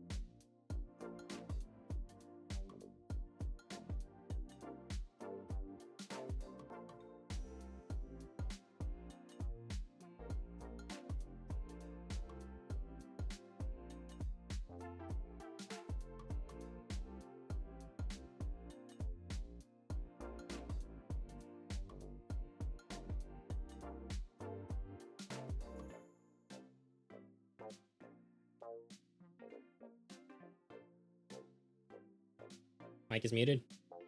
People bipped it. All right, so we're back. Come back to this. All right, so yeah, as I was saying from when I left, and where I left off, Charger, he was definitely my first main of the special infected that I did not care about losing anymore. And probably the main reason why I created this tier. I enjoyed trying to launch people out the windows. I never played ranked, so I never affected anyone's ranked. It was playing for fun on the quick play. And again, it was like a modded server that I could swap through the special infected that were available. So Charger goes in. I'm here for fun. Smoker. I tried to do the same thing with Smoker, but it didn't. No, I tried to do the same thing with Smoker as I did with Charger, but because of the way Smoker works, where he pulls people towards you instead of you running through people, I never got him to quite work as well. I'd say I'm enjoying myself with Smoker. Honestly, I never really enjoyed playing Special Infected as much as the Survivors in Left 4 Dead, but that's because the Special Infected don't have my beloved godsend auto shotty. Yeah. So Special Infected, I played mainly PvE Left 4 Dead anyways. I did not play a lot of PvP Left 4 Dead, but there were times I dabbled. Smoker, I enjoyed myself, not nearly as much as Charger. Charger, I'm here for fun. I wanted to do my thing and that was it. Let's see. Now we get into Lethal League. My main Lethal League man is Candyman. I love Candyman. There's just something about him that's fun, and also he has the inverted skin, and so I constantly want to try to get to the inverted colors just so that way Candyman will look normal. I'm not great at Lethal League either, but I really enjoy maining Candyman. There's just something about him and the way he acts is just, it's goofy and it's fun. And it's probably my most enjoyable main in Lethal League. I'm probably cooking with Candyman. I'm not necessarily try-harding because again, I'm not as good in the game, but I definitely am trying harder than probably anything else. Then there's also Latch and Switch. These two are like my pocket mains for when somebody else wants to play Candyman and I'm like, I don't want to stack up on Candymans. I'll pick one of these two. I'm probably just enjoying myself with both of these two. I never really learned as much about them. I mean, Latch is probably higher than Switch. But I don't know. It's an enjoyable, fun time. They're not Candyman, but I don't want to stack up on Candymans if someone else was like, oh, I want to play Candyman. Well, I'll play Latch. Here's where we get to the fun stuff. The fun one. Mario Kart. Specifically, Mario Kart Double Dash. I played Bowser and Bowser Jr. I do not remember much about Mario Kart Double Dash. It was all the way back on the GameCube. I still have the disc for it that I recently found and has how I thought of it. But Bowser and Bowser Jr. on Mario Kart Double Dash was probably, from what I'm remembering, was my favorite team. I think it was because of Bowser, or I think it was because of the coat. I don't remember specifically. But I was probably cooking with these two. Apparently, when I tried finding this picture, each character had special items that I didn't know about, which is really interesting and weird. But yeah, Bowser and Bowser Jr. for Mario Kart. Mario Kart 8 specifically, Dry Bowser. I'm not gonna even continue. I'm sweating with Dry Bowser. If I'm playing Dry Bowser, he is my favorite character in Mario Kart 8, but I am also sweating with him because of how much I'm like just actively trying to win. When I'm playing Dry Bowser, because Dry Bowser is pretty much the only main I have in Mario Kart 8. I haven't really explored with everyone else because I just like Dry Bowser as a character, and that was the entire reason I picked him up initially. Dry Bowser is probably one of my more favorite Mario characters.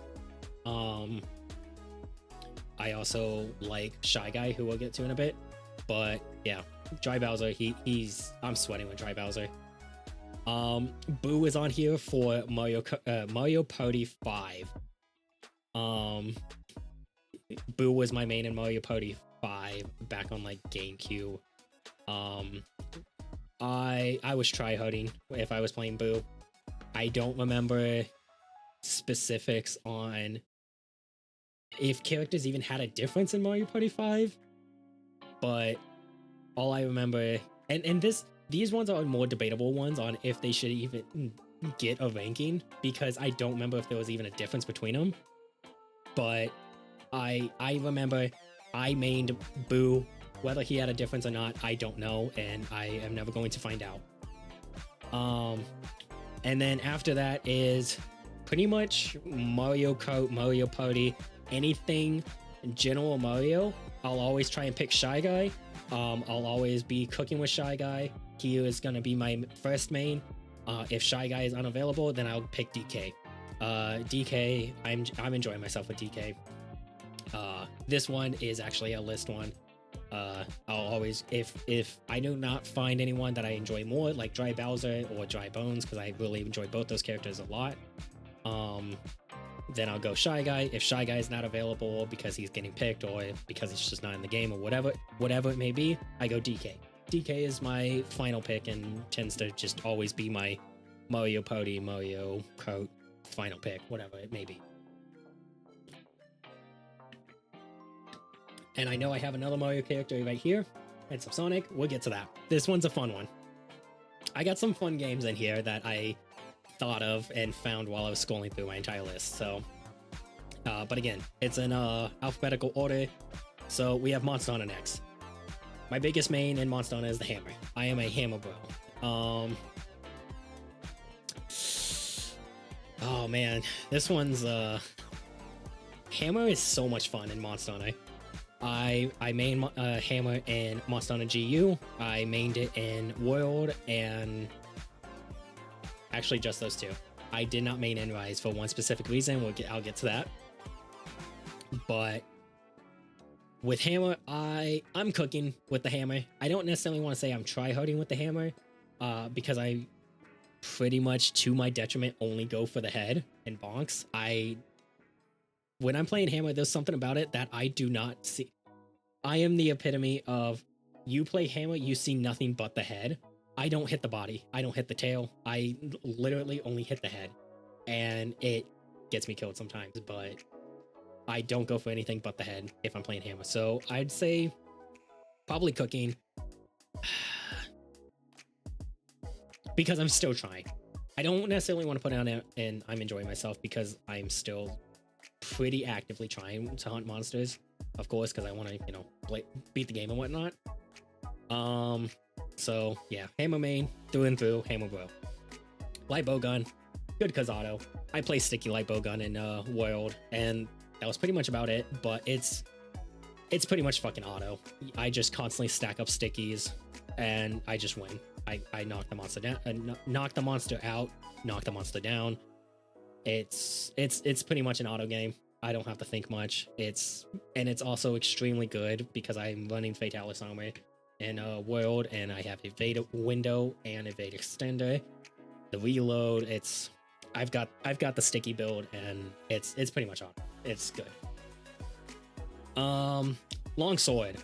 I mained LS at the end of World for the Alatreon Fatalis fight and throughout the entirety of Rise, for one reason. LS is OP. Not necessarily World specifically. LS, I ended up playing LS in the end of World because it was really good. It had counters. It was extremely safe with that while still doing damage. I don't want to play dual blades, and I don't want to play sword and shield, so those can fuck off. But LS has counters. It's got really good damage. It's really mobile. Yeah, so LS was pretty good in World. And then in Rise, for some reason, they decided to make Quick Sheath be actually insane with the EI Slash, I think it was, or EI Sheath, whatever it was called. LS was extremely OP in Rise.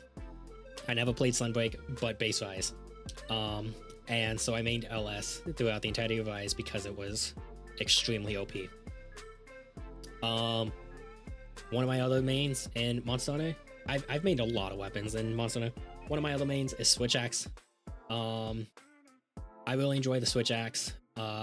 I don't think I'm nearly as good with it as I would be as like hammer, but I wanted a blade weapon that had higher mobility than greatsword. And so I'm enjoying myself with switch axe. It's really cool. I enjoy the explosions, the zero sum at ZSDs, zero sum discharge. I to the point that I started counting like how many it would take before I hit the final one, because you don't want to use the final explosion since it takes up more durability than you would want. It's optimization BS. I'm almost tempted to put it in tryharding just because I actively count when I'm zero sum discharging on monsters and stuff. If I ever like stream World, or if Wilds has zero sum discharge and I don't main hammer, you hear it in my breath. I'm like actively counting. It's 14 ticks for the final explosion. So you want to hit 12 and then you're good. I'm almost tempted to, because of that, I'm almost tempted to put it in tryharding, but I feel like I'm not as good with.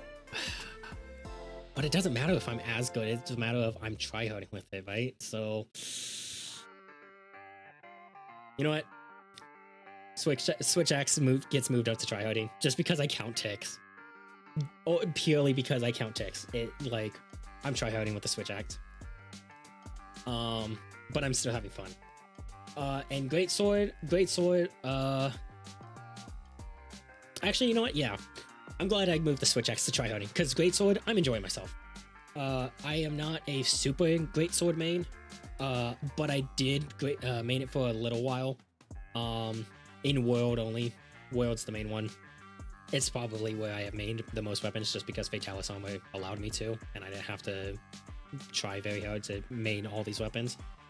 But greatsword, big numbers. It's just, if you know greatsword, you know greatsword. You know, that's really all it is. Hit and run. Let's see here. Mortal Kombat 9 specifically. Ermac. I mained Ermac in Mortal Kombat 9. I have not played Mortal Kombat since Mortal Kombat 9, and haven't really had a desire to. I know Ermac's in like 10 and 1. I don't remember if he's in 11, but yeah, Ermac, he is when I actually like started taking fighting games seriously, and so Ermac means a lot to me. Mortal Kombat 9 Ermac means a lot to me because it's when I started actually learning combos, learning what moves do. It's the beginning of my actual fighting game adventure. Actual fighting game adventure, I should specify that. Which we'll get to the actual beginning, not, you know, whatever. I learned combos with more Ermac. Ermac, I was tryharding with Ermac. I wasn't good. Let me preface that as well. I was not good with Ermac, but I actually was tryharding with Ermac. And then if Ermac was not available, Scorpion was my man. I am a Scorpion main. I'm cooking with Scorpion no matter what the game is. If Ermac's not in the game, Scorpion was my first Mortal Kombat main. Scorpion is my overall Mortal Kombat main, because they never let Scorpion go. Sometimes Ermac's not in the game, and it's not like the thing of, oh, because Ermac's not in the game, I'm going to play Scorpion. I generally will gravitate towards Scorpion first. But yeah, Mortal Kombat 9 Ermac was just something else. Scorpion, pretty much any other Mortal Kombat game is gonna, I would probably say, is my main, because I played him in 1, 3, Armageddon, 9, Deception, Shaolin Monks, stuff like that. Like, I've played Scorpion a lot, and in a lot of different games. So yeah, Scorpion, I'm cooking with him. Am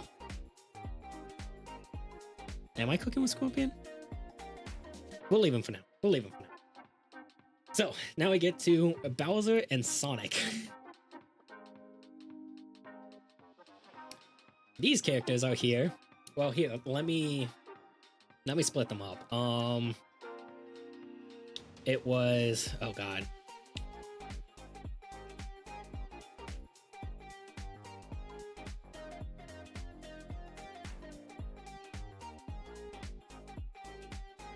this order specifically. Shadow and Victor, I think was his name, are here because of Mario and Sonic Olympic Games back in like 2012 or something like that on the Wii, the Summer Olympic Games. Shadow and Victor were my mains. I don't remember why. I mean, I remember Shadow because he was edgy and he was cool and I liked Shadow. Yeah, he was but I don't remember why Victor. He was just a crocodile. I guess I enjoyed his aesthetics with the gold chain and stuff. All of the I was enjoying myself with both these characters, honestly. Yeah, I think they both go there because, you know, I can't even fucking remember Mario and Sonic Olympic Games. And then Bowser and Metal Sonic are here because of the Mario and Sonic Winter Olympic Games. I'm pretty sure I mained them, and they also, I was enjoying myself. That I did not know what the stats meant. Like, obviously I knew. So each character had stats. There was like power types, speed types, all-rounders. I never figured out how those translated to the minigames themselves. I couldn't figure it out, but these these were my mains in the Olympic Games, and it was funny and it was great. I was about to say, well, it was Bowser, but there we go. Oh boy, now we're gonna get to the long ones. Fuck me. Overwatch. A lot of these characters are gonna go into the same category. I'm gonna tell you right now. Maybe. We'll see. So Overwatch is specifically talking about Overwatch 1. Bastion, he was OP on launch of Overwatch 1. I played Bastion because I mained Bastion. He was OP. He was super good. I'm not talking about the alpha when he had the shield, or beta when he had the shield, but on launch Overwatch 1, he was super good because people didn't know how to get behind him or even dodge his bullets. And so many people, not so many people, so many people did not know how to deal with a Bastion who was set up. And I remember Reinhardt giving Bastion a shield. I also didn't know for fucking months, because I constantly was playing Bastion, I didn't know for fucking months that his power core was exposed in the back, dealing crits for a long time. But Bastion definitely was OP. Roadhog definitely was my main of Overwatch 1. He was also super OP. However, I did not play him because he was OP. I just played him because no, that's a lie. I played him because he was OP. I would grapple like a Lucio through like 3 walls and then pull him and one-shot him, and Roadhog. I miss old Roadhog. Now I know these are all the Overwatch 2 pictures. Again, this is all for Overwatch 1 and only Overwatch 1, which is why there's a lot of the original cast from Overwatch. There's not much of the later cast. So yeah, Bastion, Roadhog, they were OP. That's why I made them. Mei, same thing. Her freezing was insane. Her headshot capabilities with her right click was also insane. She could heal. Mei was super good. Also extremely OP. Very, very good. I think that's it for the actual OP characters. Hanzo, I don't know. Because I remember Hanzo's arrows. The entire joke of it was his hitboxes were logs, and you would get so many headshots. I don't know if Hanzo was OP when I played him, because I can't remember. It was so long ago. I'm gonna leave Hanzo in the OP section just because I remember his hitboxes being massive that I was you would get so many headshots with Hanzo.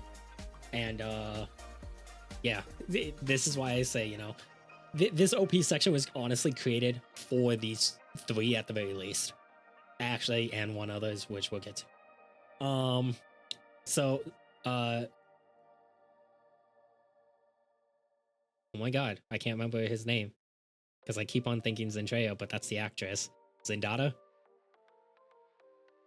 Yeah, guys, let me just make sure that I'm typing this correct. I just want I'm just making sure, you know. Zenyatta. Okay. I got a little flipped. Zenyatta. Zenyatta was my main support. Oh yeah, this was also I didn't start picking up anyone else until after Roadhog got the axe. If Roadhog was available, I played Roadhog. He was a tank that also a literal tank. He took insane punishment and also just never died because of his heal, and he killed everything. Once he got the axe, I stopped and moved on to other characters, and that's when I actually stopped playing tanks. I played DPS tanks. Zenyatta, I really liked him. He was a Terminator. He was also more of a glass cannon side of it. Could deal insane damage, but also only had like the 200 HP or something like that. And it was like 50 of it was actual health and the rest of it was shield, which at the time I really enjoyed because it was regenerating health, and I did not know. Apparently, I could be mistaken. I heard that the armor in Overwatch, it has like reduced damage properties on it. This is like how long it's been since I've played Overwatch or even gotten really into Overwatch. I don't even know if that's a real thing or not. All I know is Zenyatta had regenerating health and he would demolish people. And I was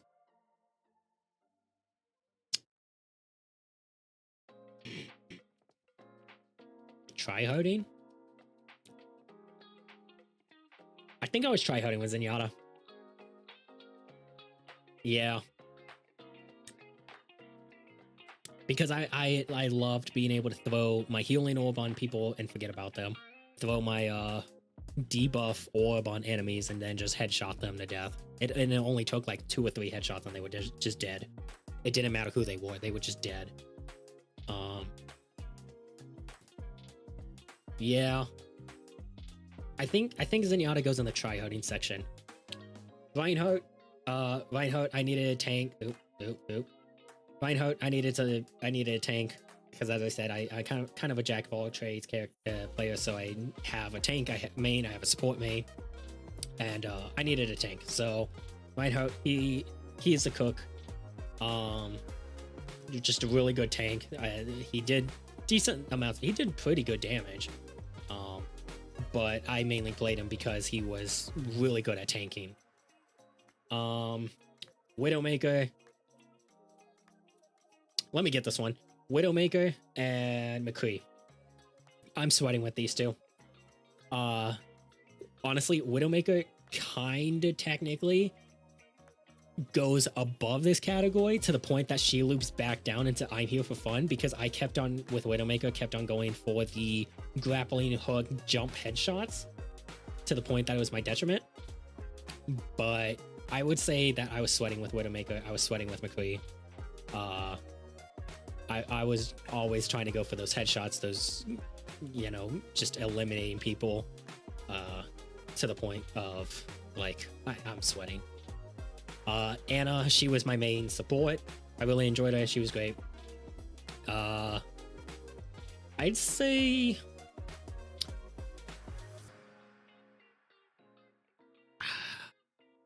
because I say Anna was my main support, and this was because Zenyatta I do not count as a support when I played him. He was a DPS when I played him with support capabilities. Anna was the first like actual main support that I played. And kind of like Reinhardt was the first actual tank that I played. I think they both fit in the cooking tier together. Zarya, another great tank. I really enjoyed her damage absorbing capabilities. Increased her damage. I also got to shield teammates. Honestly, I think I was tryharding with Zarya. I was trying pretty hard with Zarya to be a good tank. Like Reinhardt, it's kind of hard to be a bad tank with Reinhardt. You just have to make sure you're shielding correctly and whatnot. Zarya, I think I was trying a bit harder. I don't know if Zarya was worse than Reinhardt, but when I was playing her, I really enjoyed her, and her shooting capabilities were really good. Final tank I'll just get to first is D.Va. D.Va, I think probably just cooking. She was really good, but honestly, I think D.Va might be enjoying myself.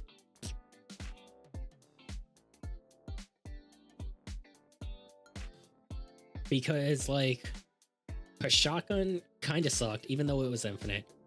Her supernova ult was really good when people didn't know how to deal with it. But once people figured out how to deal with it, it became infinitely worse. I think I was just enjoying myself with D.Va. I never really played her if I was really aiming to win. If I was aiming to win as a tank player, I'd go like Zarya or Reinhardt.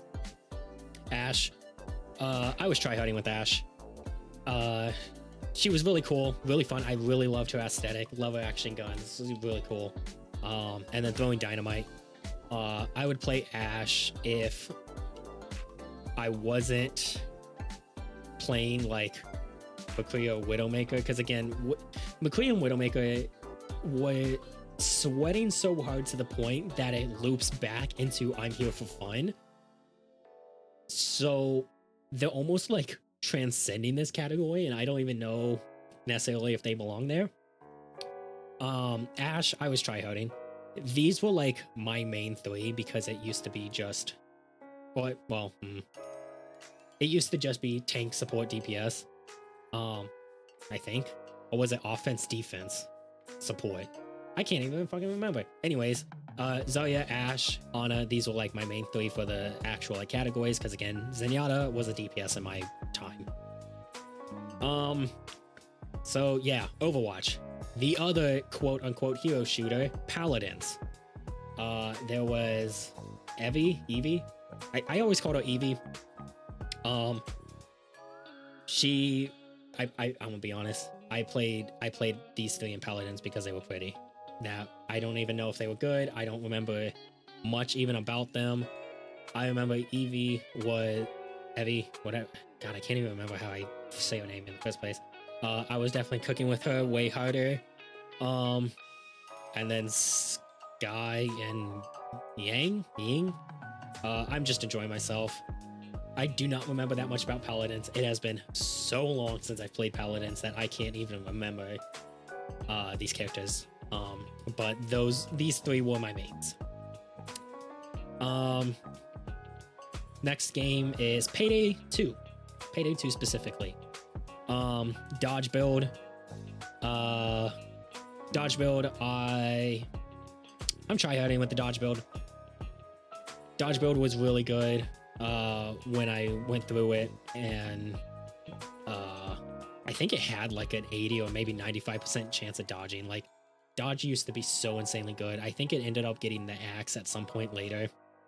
I don't remember, because then Stoic came out, and Stoic was actually just OP. I think it still is OP. I don't know if they ever nerfed it.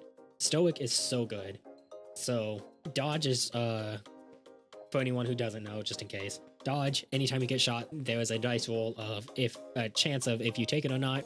90% of the time you don't take the hit, but when you do take the hit, you pretty much get like 1 or 2 shot.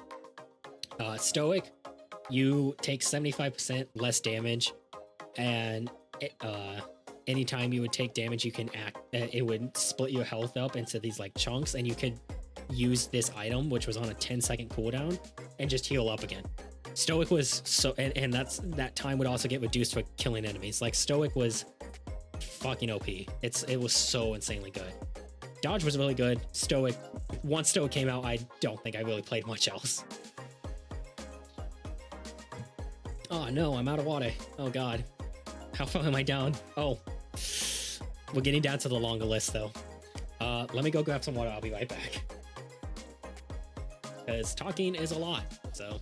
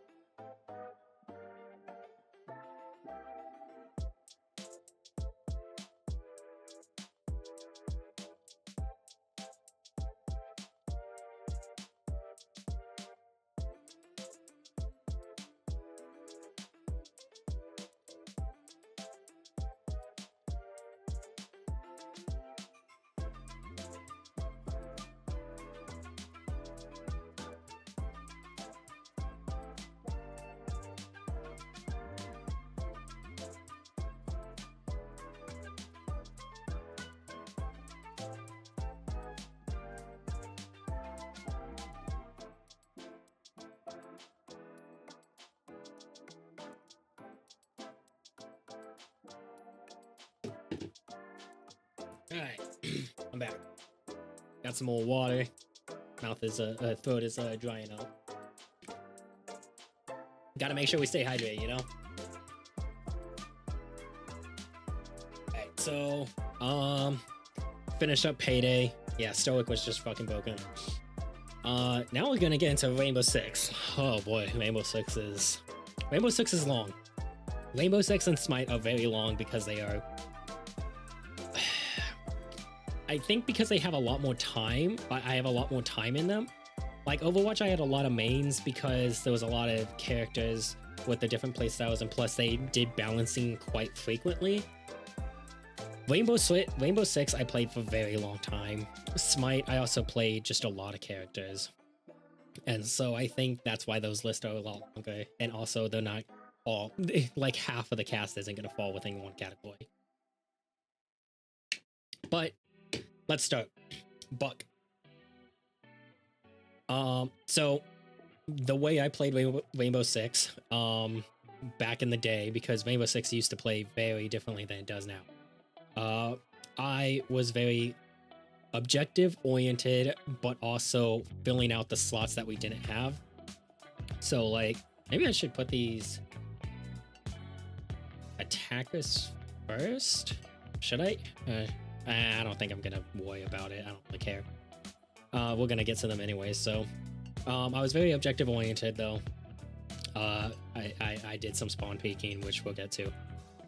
Buck was my main when he got released.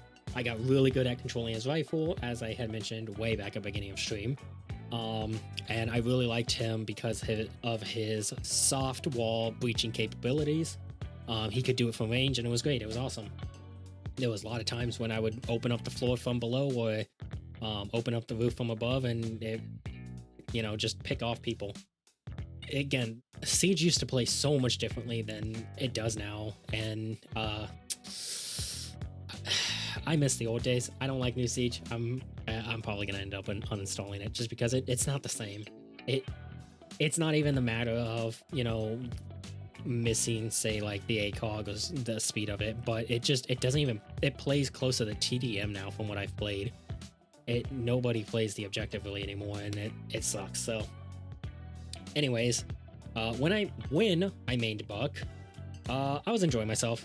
His rifle was stupidly hard to control, and this was also before the what's it called, preset recoil pattern, or just recoil pattern. This was also before the recoil pattern, so it would constantly shoot side to sides and up and down. Oh my god, that rifle was awful, but I got actually good at controlling it, and I've mained Buck for a bit.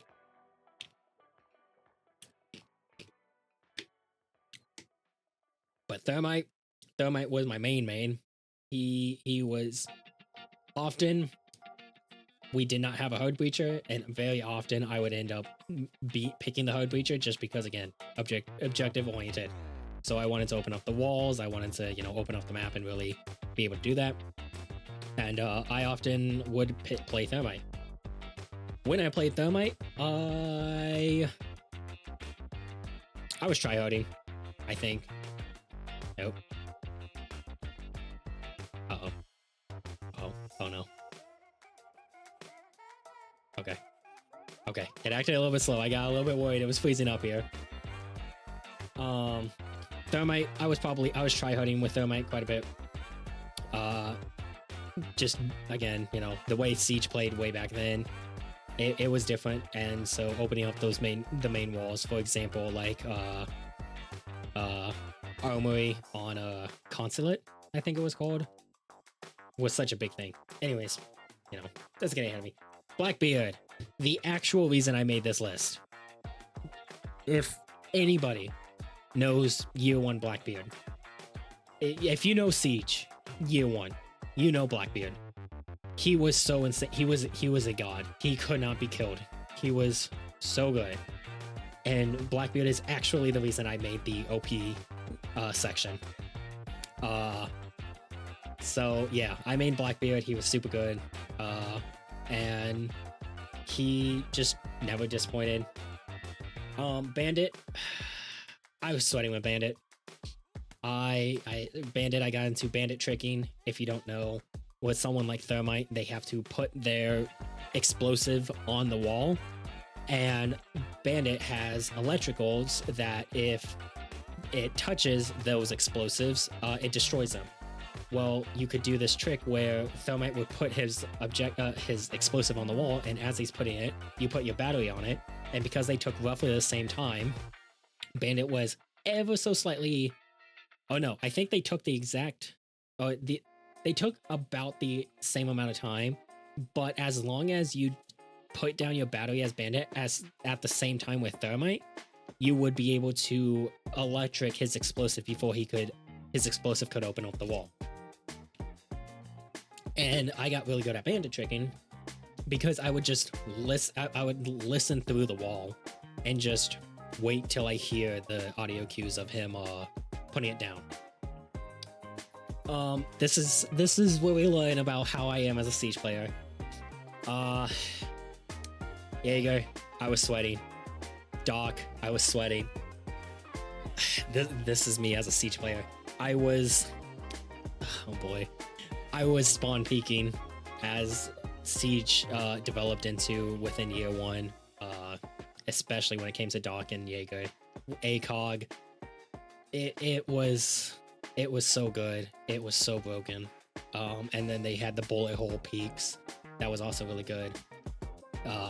Doc, Jaeger, Bandit, I was sweating. But Doc and Jaeger were because of kills. Jaeger was because of I was just really good at playing the objective. Ella also was super good. I don't think I was sweating with Ella, but I was definitely like tryharding. Her Scorpion Evo was super good. Had like no recoil, and then they nerfed it into the fucking ground, and then I never played Ella again. But Ella was really cool. I really liked her. Her concussion mines took over all of Siege for like the first week, and then it never really had an impact again. Her Scorpion though took over Siege for a very long time. Maverick, he was my third quote-unquote hard breacher. I really enjoyed being able to put holes in a reinforced wall and then shoot people through them. I often got shot in the face too, because I'm gonna find out shooting at a hole that was just created is pretty easy. But honestly, he was really fun. I would say I was enjoying myself with Maverick. His gun is atrocious to control though. It's just a fucking M4, yet it shoots. So is Buck's. Both, it's funny. The guns in real life, which is essentially an M4, both Buck and Maverick have a variant of it. It just shoots like 5.56, yet they are some of the worst guns to control. It's actually insane, but they don't care about realism because Ella has a fucking 9mm Scorpion, and that gun shoots like it's shooting like 500 millimeters. Like, so they don't care about realism. Doc is shooting the exact same caliber, and yet it shoots flat. Whatever. I don't care anymore. Caveira. I mained Caveira for a very long time. I wouldn't say a very long time, but for a good while after she came out, because initially I did not like her. But then I got a lot more into roaming, and I got really good at interrogating too. I would constantly find people by themselves, and if they went by themselves, I would down one and just pop them before I'd go for the other one. Caveira was really good. I got really good with her. I don't necessarily want to say I was tryharding with her, but I was definitely cooking with her. She was a fun one though. Echo, also really fun. I was probably cooking with Echo. I mainly started playing Echo because he has the MP5 SD, which is one of my favorite SMGs. I love the MP5 SD. But as far as I'm aware, he got like hosed in terms of nerfs and stuff. God, why are all these songs like so different? So yeah, I really enjoyed playing Echo, and also just having the ability to drone around as a defender and constantly like keep an eye on the map without the default cameras getting shot was great. It was awesome. Mira,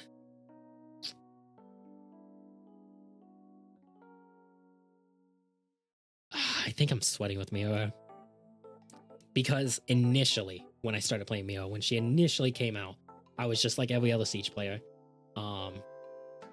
It was, you know, use it to help bandit trick, or use it just to get information on the outside, you know. But then it really started getting figured out of leaving a soft wall next to her and then just shooting through it, and all that. And Mira changed from that day on, and Mira is really, really good. I was definitely sweating with Mira. Yeah, that's pretty much all I have to say. Yeah, she's really good. She had Nitro Cell that you could throw over. She was really good. Hibana, this Hibana was my second main hard breacher. I ended up yeah. Hibana I'm sweating with. If I ended up playing hard breacher once Hibana came out, I was playing Hibana. Thermite took the back seat. Thermite was a 2-speed, 2 armor, which means he was slightly slower than Hibana. He had a easier to control rifle, but because Hibana was just so fast and she had the ability to constantly just open up walls over time, like Hibana, she was really good. Smoke is my latest 06 main. I love Smoke. I never played Smoke when he had the ACOG on the SMG-11, but I was playing Smoke recently. Pump Shotty, SMG-11 with a hollow sight. He is really good. I don't think I'm sweating with Smoke, but I'm definitely try-harding with Smoke. I use it to block off. Ooh, actually, am I try-harding with Smoke? Actually, I might even say I was cooking with Smoke. I don't think I was necessarily try-harding with Smoke very much, just because his smoke ability, it was good as a entry denial, especially very early on when people wouldn't just run through stuff, but I don't think I wasn't that good at using it either. And I'm still not that amazing at using it. I'm also just enjoy having a shotgun primary to open up holes in walls and stuff, and then a SMG secondary primary to mainly use for killing. His SMG is super good to use and super fun. Thatcher, I would always play Thatcher. If I'm playing Thatcher, I'm cooking with Thatcher. Thatcher was mainly just because, again, objective oriented, and to get Thermite or Hibana through the wall if someone did pick Hard Breacher before I did, which was very rare, but it did happen. Because I would always try and fill in, and I'm like, oh, we need a Hard Breacher. I'll play the Hard Breacher. If someone picked the Hard Breacher, then I'll be like, oh, well, we need someone to get rid of the bandits or the mutes or whatever. So I would end up going Thatcher. I thought about putting mute on here, but I did not main mute nearly as hard as I mained bandit, and they almost cover roughly the same role in terms of defending reinforced walls with the way I played them. So I just settled on bandit alone, and I sweated with bandit way more because of his MP7 super good. Valkyrie, I was sweating with Valkyrie as well.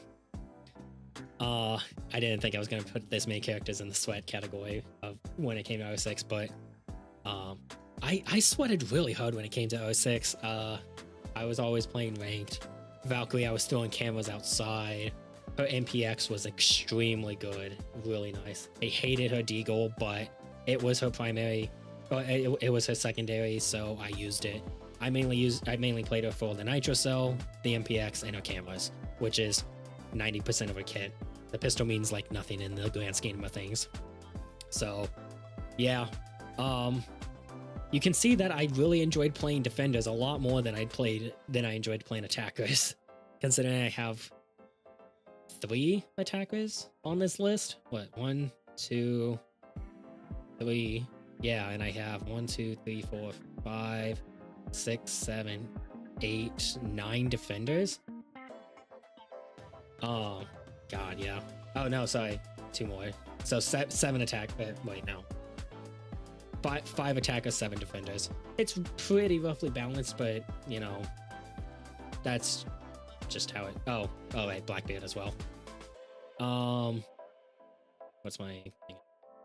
So Smoke is probably my favorite / most fun main as of recent times. But yeah, no, the meta changed significantly throughout its Rainbow Six's life, and during the especially during the time I was playing it, because new characters would come out, they would overshadow old characters. The balance changes were atrocious. But yeah.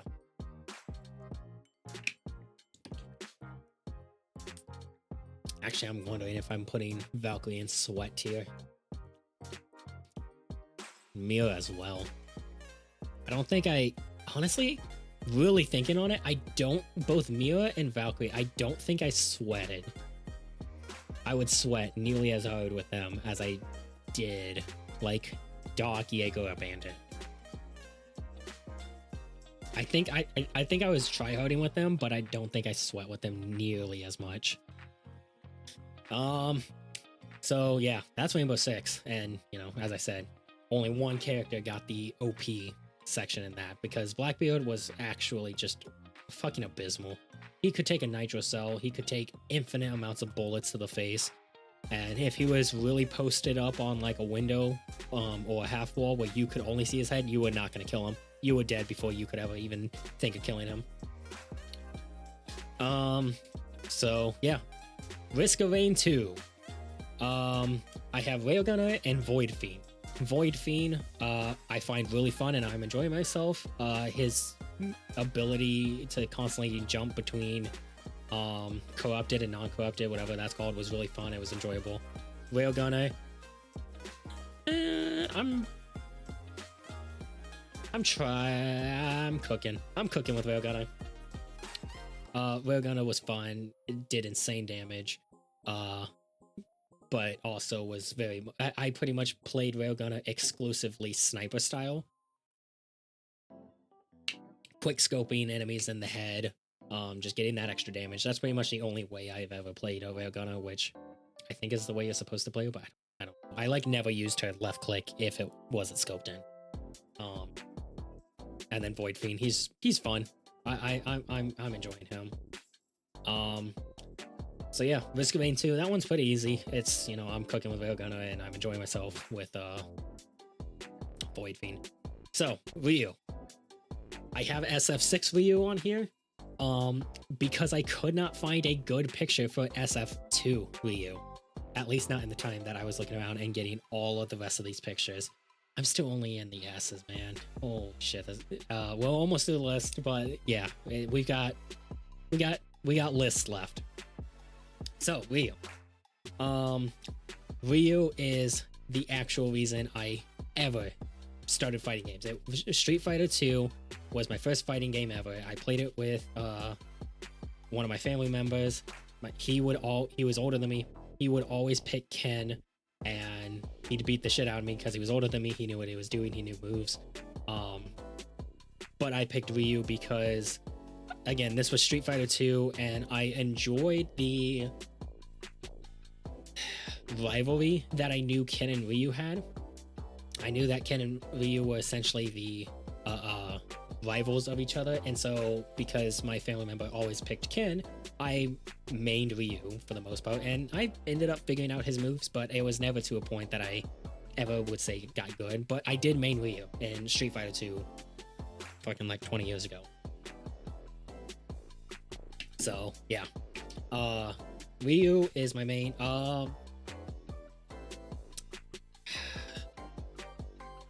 Honestly, I'm gonna add a new one. Add a row below. Never got good.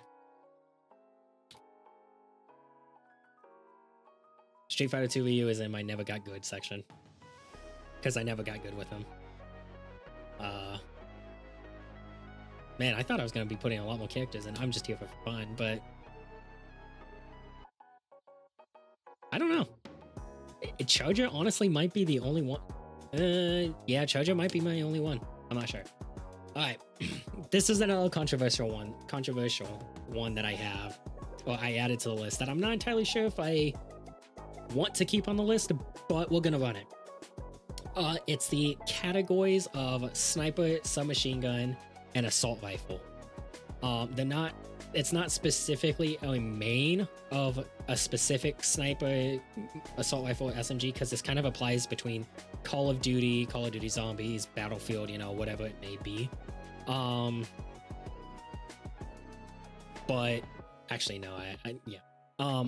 But I wanted to add these because they really do define and kind of change how I approach fights and the game itself. So, like, for example, the SMG. If I am using an SMG in a first-person shooter game, I'm probably cooking. I'm cooking something. Again, there's just general SMGs, probably, you know, the best SMG in the section, Warzone, whatever it is, it doesn't matter. I'm probably cooking something. Assault rifles, these are always my main. I'm tryharding if I am maining assault rifles. They're just general all-arounders. I generally am best with them. They're generally really good. And yeah, they have good damage at a farther range than SMGs, more controllable recoil, yada yada, blah blah blah. Sniper rifles, if I am using a sniper, there is a very high chance I am sweating. And I often don't use sniper rifles outside of maybe like Warzone, just because, like, for example, in something like Counter-Strike, I'd rather be safe with the assault rifle and tryharding than trying to actually sweat with a like AWP or something. I could probably get really good at AWPing, but I haven't put in the time, effort, or care, so I just don't. And then we have the smoke pistol from Titanfall 1 specifically, because I never really played with the smoke pistol in Titanfall 2. Titanfall 1 smoke pistol got cut off. I'm here for fun. This is the other reason I created the I'm here for fun. I used the smoke pistol. I never cared about aiming down sights. I wanted to headshot people. I wanted to stare at people for like 3 seconds, hope they didn't shoot me, and then headshot them with the smoke pistol. It was stupid fun. I didn't care about my KD in Titanfall 1. It was great. I loved it. It was fun. Man, this is what a weird fucking list. So, yeah. That's Titan 1. Oh my god. Help me, please. Titanfall 1 specifically smoke pistol. These other 3 pictures is just general weapons within Call of Duty, Battlefield, Counter-Strike. Doesn't really matter. Slay the Spire. I am not good at Slay the Spire. Let me say that right now. I've won with everyone, but I never really mained anyone. Ironclad was my first main. He was the first person I beat the game with, and he's probably easiest. I'm enjoying myself with Ironclad. I'm not great at him, but he is probably my best character just because for whatever reason I understand him the most. The Defect, I never got good with him. I like him the most. The Defect is probably my favorite character out of the 4 characters. I did some modding, but I never would say I mained a modded character, and because I never got that much more into Slay the Spire. Because I wanted to get good at the fundamentals of the game before I got into mods, and that never really happened. So Defect, I never got good, but I enjoy him the most out of the 4 main cast. Ironclad was probably my best. I'm enjoying myself, but I was also never really that insanely good with it. Now we're at Smash Brothers. So these 4 is Smash Brothers. These are my mains of Smash. Snake is specifically Smash Brawl, Smash Bros. Brawl on the Wii. I was enjoying myself with Snake. I would say I never was super good, and when it comes to Smash, I never did any like tournaments or anything like that. This was just like with friends for fun kind of thing. But I really enjoyed Snake. I loved the Metal Gear Solid when I started playing, so the fact that Snake was in it, I immediately started maining him in Brawl, and never really played anyone else just because they want Snake. I played Snake because I like Snake, not because of his abilities. And then Smash Ultimate. I have these 3 mains. I have Ganon, Bowser, and Mario. Boy. Ganon, I'm here for fun. Ooh, yeah. Ganon, I'm here for fun. I know Ganon is considered as the worst character in Ultimate, and I enjoy grabbing him for his side B and side B into down smash or up B. Whether they jump or, you know, dodge. It's a 50-50 shot. I'm not good at Ganon. Let me say that. But I enjoy maining Ganon because of his side B, and I just like, again, fucking him out with friends, having a good time with like friends and family. Bowser, same thing. I enjoy his side B. I enjoy throwing people into the abyss, even though I know I die first. No one's figured out that they can actually get out of that yet, especially if they play Kirby. I'm calling out one specific person who may or may not still be here, who mains Kirby, and I constantly I like to throw him into the abyss with me. What's it? I don't know what it's called when you side B someone as Bowser into off stage, but yeah, I'm enjoying myself. I with Bowser, I will often do times where I only side B and literally nothing else. It's just fun. It's enjoyable.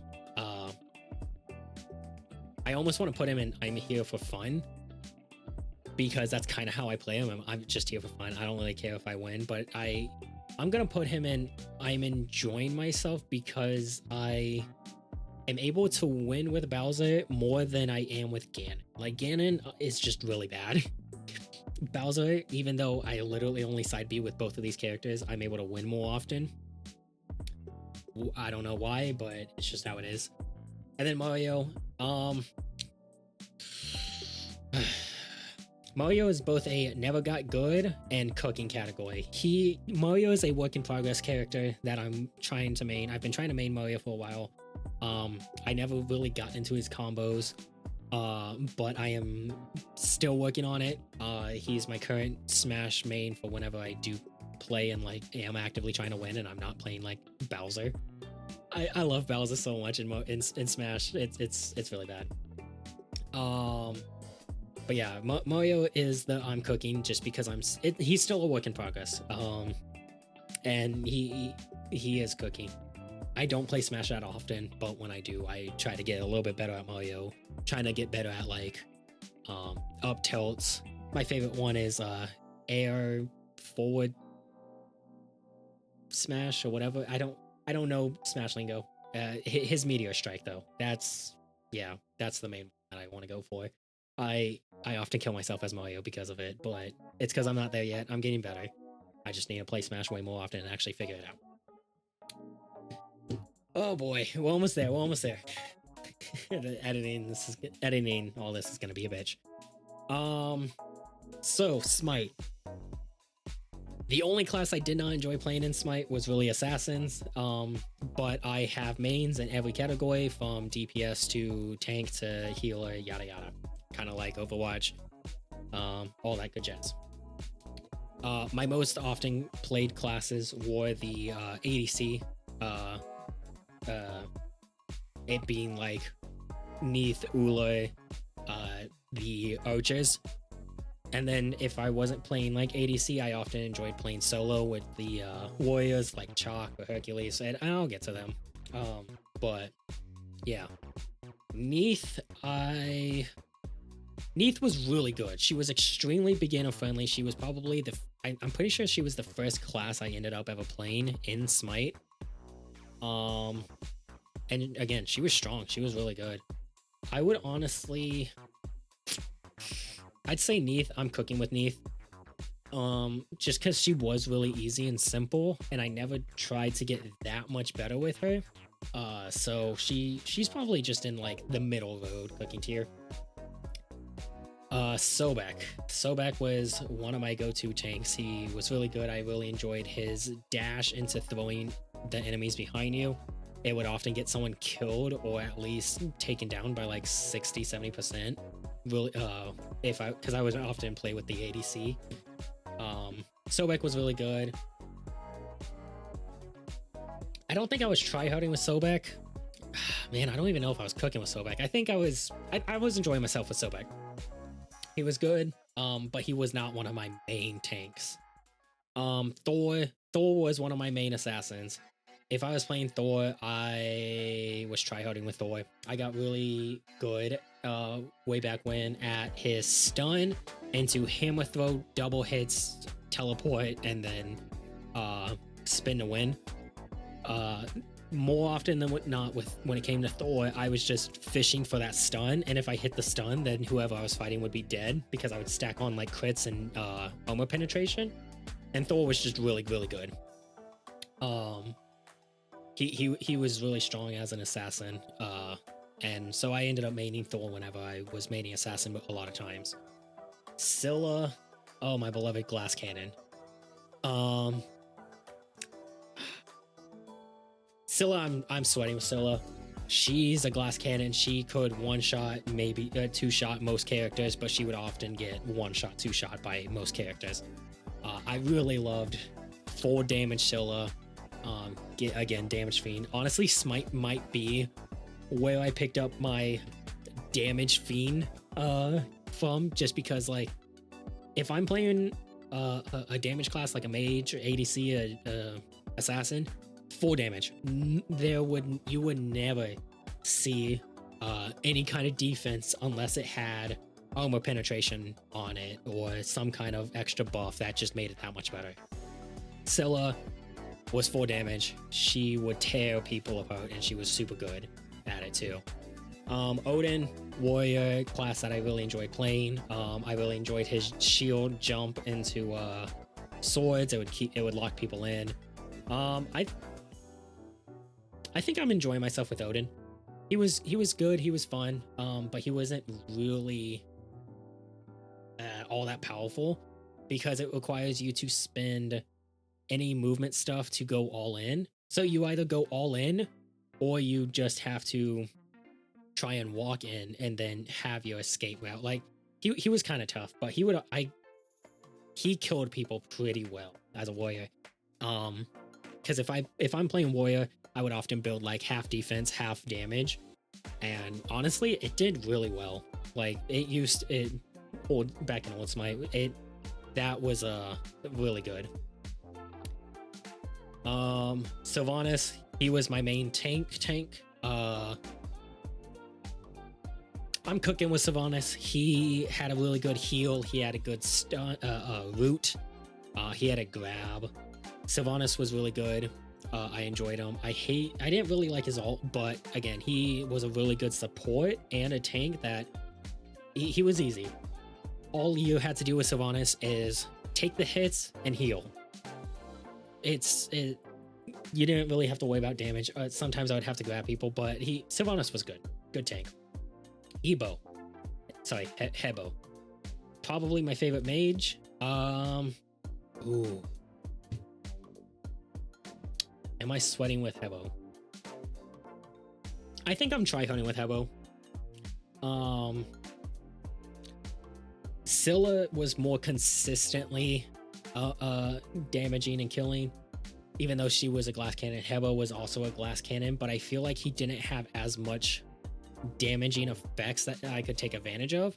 Now, I love Hebo way more than I like Scylla, but just because Scylla has the teleport to one of her dogs, that made getting out really well, whereas Hebo only had his scroll for running away.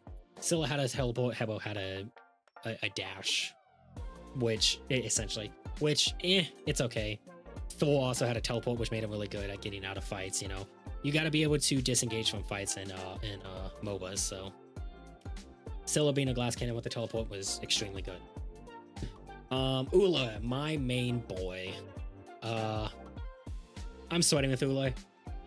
Ula was my first prestige 10 when that was the highest prestige. I don't know what it was about Ula. I just gravitated towards him. I think it was the fact that he could swap weapons, and so he had 6 skills instead of 4.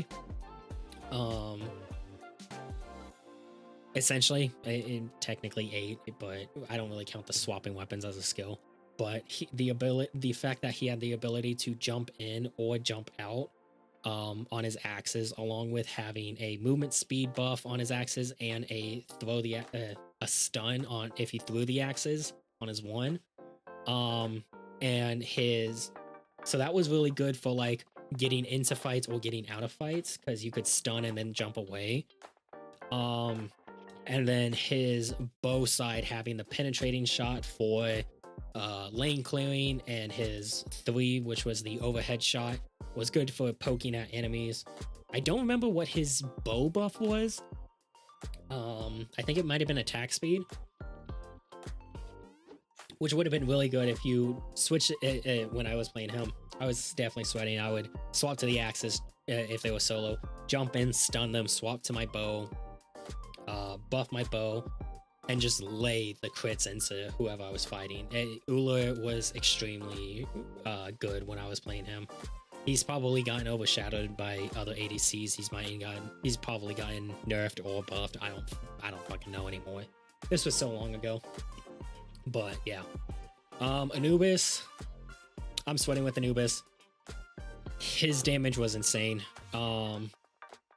He did so much damage for like nothing, because you stack on the root with his AoE and then his cone damage, and you would just delete people's health. If you got the root off on mages, 9 times out of 10 they would just be dead. Scylla, they could probably still live. Anubis, they would 9 times out of 10 dead. So kind of like Thor was fishing for the stun, Anubis was fishing for the root. You get the root, you win. That's pretty much the name of the game. It used to be. Now, I don't know. Chalk. Second favorite warrior. I played Chalk like a fucking hard. I was tryharding with Chalk, I think, because he had the ability to teleport, he had the ability to heal, he had the ability to silence. I really enjoyed Chalk, especially playing a like warrior type Chalk with half damage, half defense. He would be really hard to kill just because of his heal. He'd be really good at killing the smaller players. When it came to fighting like tanks, he had a bit of a hard time, but hopefully you would either just disengage with a teleport, or you would get ganked, get a teammate to gank him with you, gank the tank with you, and it was great. Hercules, same thing. I really liked Hercules because man, a lot of these characters are gonna be the same. You're fishing for Hercules' knock up into dash, and I got really good at it. I think Hercules falls below Chalk. I think Chalk I was tryharding a lot more. Hercules was probably just a cook. Just because, again, you know, Chalk I think had a lot more, whereas Hercules, it's kind of like Anubis or Scylla. I was just fishing for it. But I feel like Hercules also didn't have as much, especially when it came to like lane clearing. Had a really hard time leveling Hercules up, because you have to essentially get all the way. I remember the main lane clear was get behind the minions and then dash through them, which means you have to put your back to the enemy. And so Hercules was okay. Ymir was a really good tank.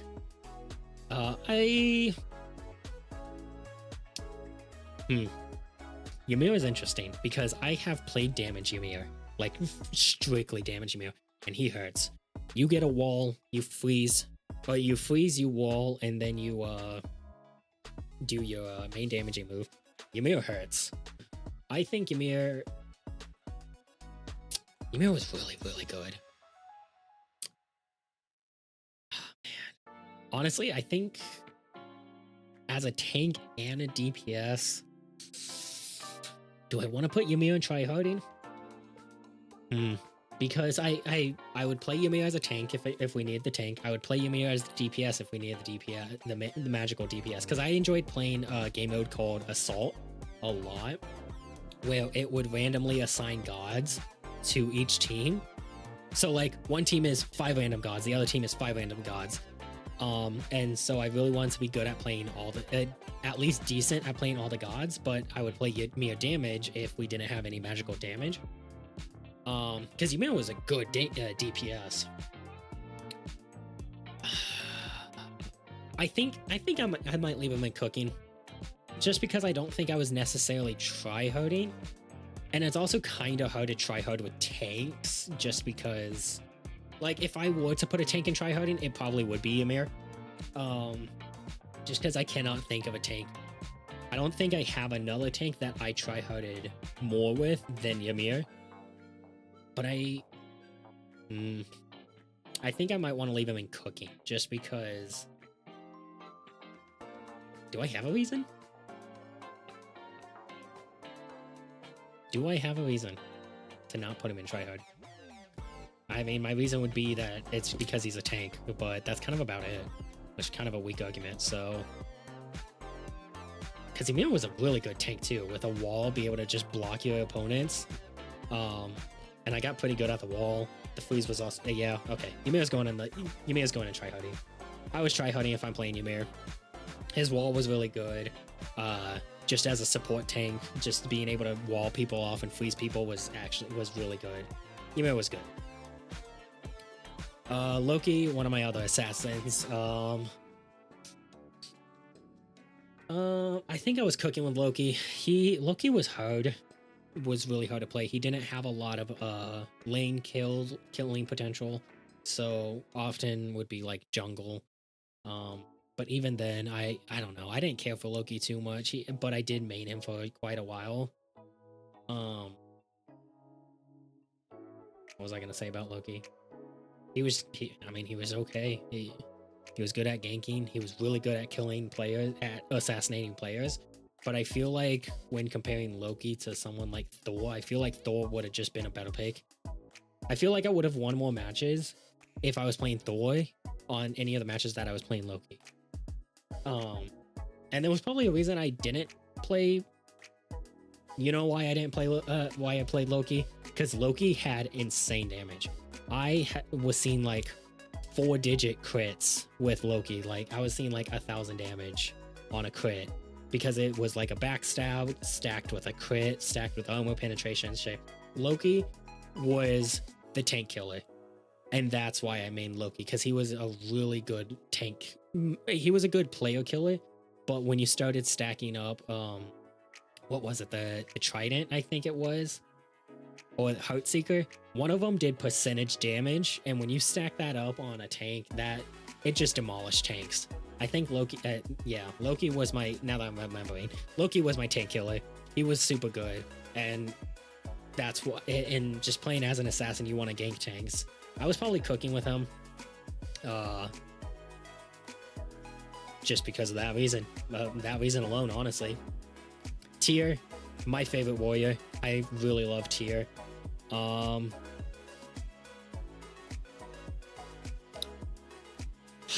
do I want to put Tyr? Because the main reason I enjoyed Tyr was his offense stance carry. And just carrying people into like walls and stuff. Like he would do really good damage. I don't know. He had better control than Chalk. Yeah, he had better control than Chalk, but worse damage than Chalk. I think Tyr, I'll put him in the cooking tier as well. Just because he was really good. He did really good damage, but he had good control. But I don't think no, I think I was tryharding with Tyr about the same amount as Chalk. I don't think I was sweating with Tyr, but I think I was tryharding with him. Just because I would be wanting to get that it's not necessarily a grab. I don't remember what I would even call that. Giannis, probably one of my favorite mages. Just the aesthetics and ability. Giannis is really cool. I really like Giannis. Do I want to drop Scylla and Anubis if I'm sweating so I can put Giannis in there? Because Giannis was really cool. He had the ability to teleport throughout throughout walls. or you put it on the ground and you do insane damage when you combine it with his other abilities. Like, Giannis was really cool. I really liked Giannis. He's probably, as I said, you know, he's probably one of my favorite mages in Smite. Just the way you play him and the things he does, I find really cool and satisfying. No.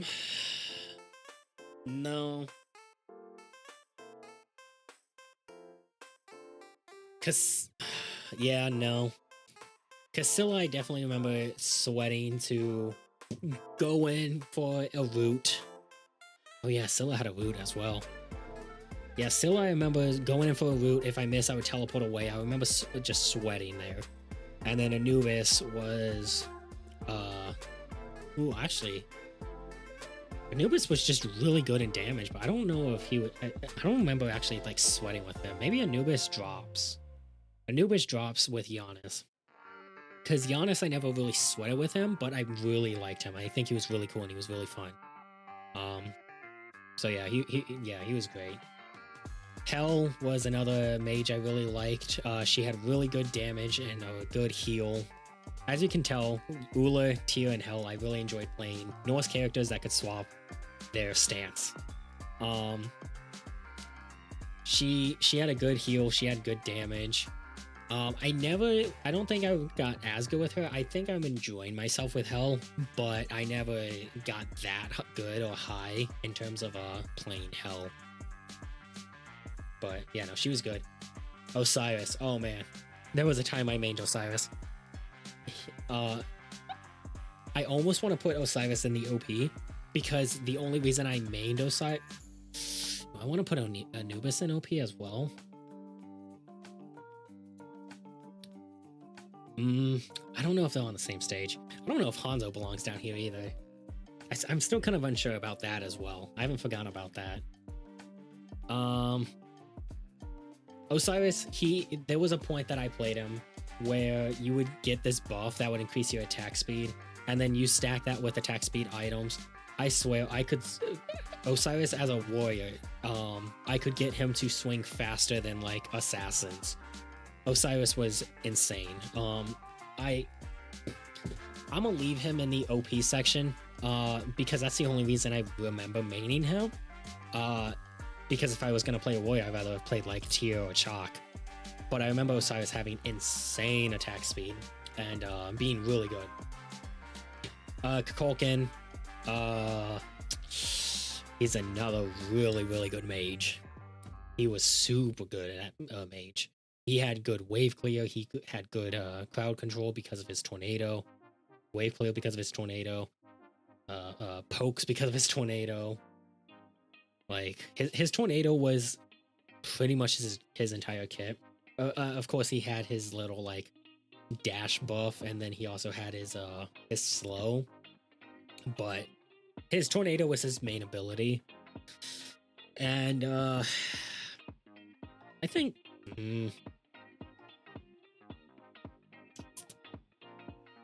Thing is that someone like Anubis and Kukulkan, you're fishing for one move, and that's and kind of even Hebo. You're fishing for one move, and Thor. Oh, man. You're fishing for that one move, and that's kind of about it. Hercules is the same way. You're fishing for the one move, and like, so I'm not really sure about leaving them. Just because they didn't have much, now that I'm really thinking about it, there was not that much to their character outside of getting that one move. Because you get that one move off, you would more than likely kill. But there's a lot of times where, like, that's it. Like, you're just spamming that move. So, I don't know. I'm going to leave them where they're at now. Osiris, he did something to me. Whatever buff he had on him or whatever, he was insane. Oh man, that was Smite, and that is the end of the insane amount of characters for one video game. One specific video game. We still have some other characters. God, this list is long. This stream is 2 hours and 50 minutes, so it's getting there as well. But we're almost through it. This list is this is a fun list. This is a really fun list. I'm really glad I did this. Um, I'm definitely dry down my mouth though.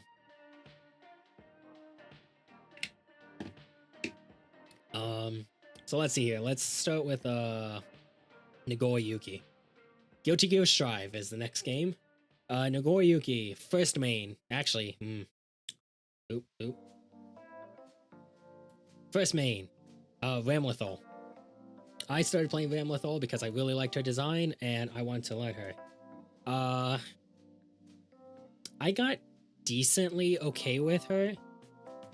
I would say I was cooking with Ramlethal, but I didn't continue playing her just because I found Nagoriyuki. When I found Nagoriyuki, he was so cool. Like, Ramlethal, I started playing her because she was hot. Nagoriyuki, I started playing him because he was really cool. He black vampire samurai that had like 80% kills on launch. 80% combos on launch. Nagoriyuki was super cool, and I really enjoyed him. Having to manage his meter and whatnot. I think I was tryharding with Nagoriyuki. I really liked him. He was great. Just the damage he did was also insane. And again, he looked awesome. And I don't think anyone was really upset. Well, I never fought anyone who was really upset to fight Nagoriyuki because he was slow. But again, once you get that combo started, like he would just kill. After that was Testament. Testament was really cool. I made Testament for quite a while. I never really got super into combos in this game. Like Nagoriyuki, I actually had a pretty good combo that would do like 60-80%, and I never even looked up. I just kind of found on my own. Testament, I don't remember ever fighting much, but I remember having really good pokes with Testament that I was able to pretty consistently kill. I'd say I was and that's kind of the same with Ramlethal. Is I had good enough pokes to kill that I would be able to just pretty okay-ish win. And then Biking came out. Biking is my other tryhard. Nagoriyuki and Biking are my tryhards. Biking, I actually just stumbled upon a combo. Biking didn't do as much damage as in a combo as Nagoriyuki. Again, never looked it up. I just stumbled upon it and found it. But yeah, Biking was really fun. She was really cool. I really liked her tatami mat. That's probably one of my favorite moves is the tatami mat. I love that move a lot. And yeah, I'm tryharding with Biking. I had a combo with her. Fuck if I remember any of these combos, but it was great. So I'm moving a little bit faster. We're getting to the end. Plus, there's also a little bit less to say. Kyng. He was my first main in the T7, a little bit closer to the end of T7's life. I was enjoying myself. I mainly started playing Kyng. Guess why? Because I was named, I'm Kyng and he's Kyng. So that's the entire reason I started playing him. But I never got good at grapples, and I don't want to learn chain throws even now. So, yeah, I never really figured Kyng out, but he was my first actual main, I would say, of Tekken 7. Leroy was my second main of Tekken 7. This is at the end of Tekken 7's life, so he was not the same Leroy that everyone was super afraid of. This was post nerfed, much weaker Leroy, but still really good, really strong. T7 specifically, I think I was tryharding with Leroy. I wasn't really good at poking, but I was constantly trying to go for those combo starter moves, kind of like his forward 2, while standing 2, and then back 1+2. All his counters, his any of his combo starting stuff. So I kept on getting punished for that, but I was definitely like tryharding with Leroy compared to like Kyng and T7. And Leroy he's so cool. He's referred, people refer to him as like Black Jesus and stuff. He's the Grandmaster of Drip is what T8 called him, which I find just funny. Really like Leroy though, aesthetically. I have not played him in 8, and I don't know if I'm going to because Reina exists. Reina is my first Mishima. I play her very much like a Mishima. I don't know if I should be or not, but her forward 2 is was insanely good. I haven't really played her since since pre-Eddie. I haven't played Reina in a hot minute, but I know she's really good. I learned electrics, I learned wave dashing and L sweeps. I almost want to say I'm sweating with Reina. I still have fun with her, but I am also sweating with her quite hard. I'm trying to go for electrics. I'm trying to get better at that. I'm trying to get better at the 50-50s. I hit red ranks with her, which isn't super high, but to me it's high because it's the highest rank I ever hit. I think with Leroy, the highest I hit was yellow ranks, maybe, if even that. Like, Leroy was not very high. But I also didn't play T7 nearly as much as I've been playing like T8. So I think Reina, I could say I'm definitely is a sweating category. And then my newest fling in T8 is Brian. I've been playing Brian for quite a bit now. I almost thought about dropping him recently because I'm not figuring him out. I'm gonna put Brian in the cooking tier because I'm still trying to figure Brian out. I haven't entirely managed his kit because he has a lot of strings that combo hit in the middle of it, and I don't like learning strings. I want to learn like a couple moves. I'm not huge on strings, so I'm not sure I'm buying. I'm enjoying him, but I also feel like I'm not that good with him. So and my Brian is currently top of orange ranks, right about to hit red ranks. I'm not quite there yet because and again, I'm still figuring Brian out though. I'm having fun. I've been thinking about maybe playing other people though, looking at like Jack or something. I'm not sure yet. Team Fortress 2 Engineer. He is on here because of Man vs. Machine, but it's Engineer. We know where he's going. He's good because he's auto. Engineer is super easy, basic. I mained Engineer on MVM only, pretty much. Yeah. What's more to say? It's Engineer. He's good because he's auto. Pyro. Oh, I really like Pyro. Pyro is my second favorite class in the entirety of TF2. Do I put him in the cooking tier? No, man, I never really did like ranked. I only ever did like casual when it came to TF2, just because I'm not interested in the ranked aspect of TF2. Now or before, it was more so like, I'm playing TF2 for fun. I'm playing to play these classes. I'm gonna put, you know what? Yeah, I'm gonna put Pyro in the cooking section for the joke of the fact that he's cooking, but also for the fact of I often would go for airburst of trying to reflect projectiles and shit back, and so I don't want to necessarily say I'm tryharding. I think I was having a lot more fun with Pyro than I'm remembering, so we're gonna leave him in the cooking tier. And yeah, Scout, I'm enjoying myself. He was really good. He was a good flanker, but I never really got super well at him. I mean, it's Scout. He flanks, he double jumps, and I really enjoyed like his force in nature and his regular scatter gun.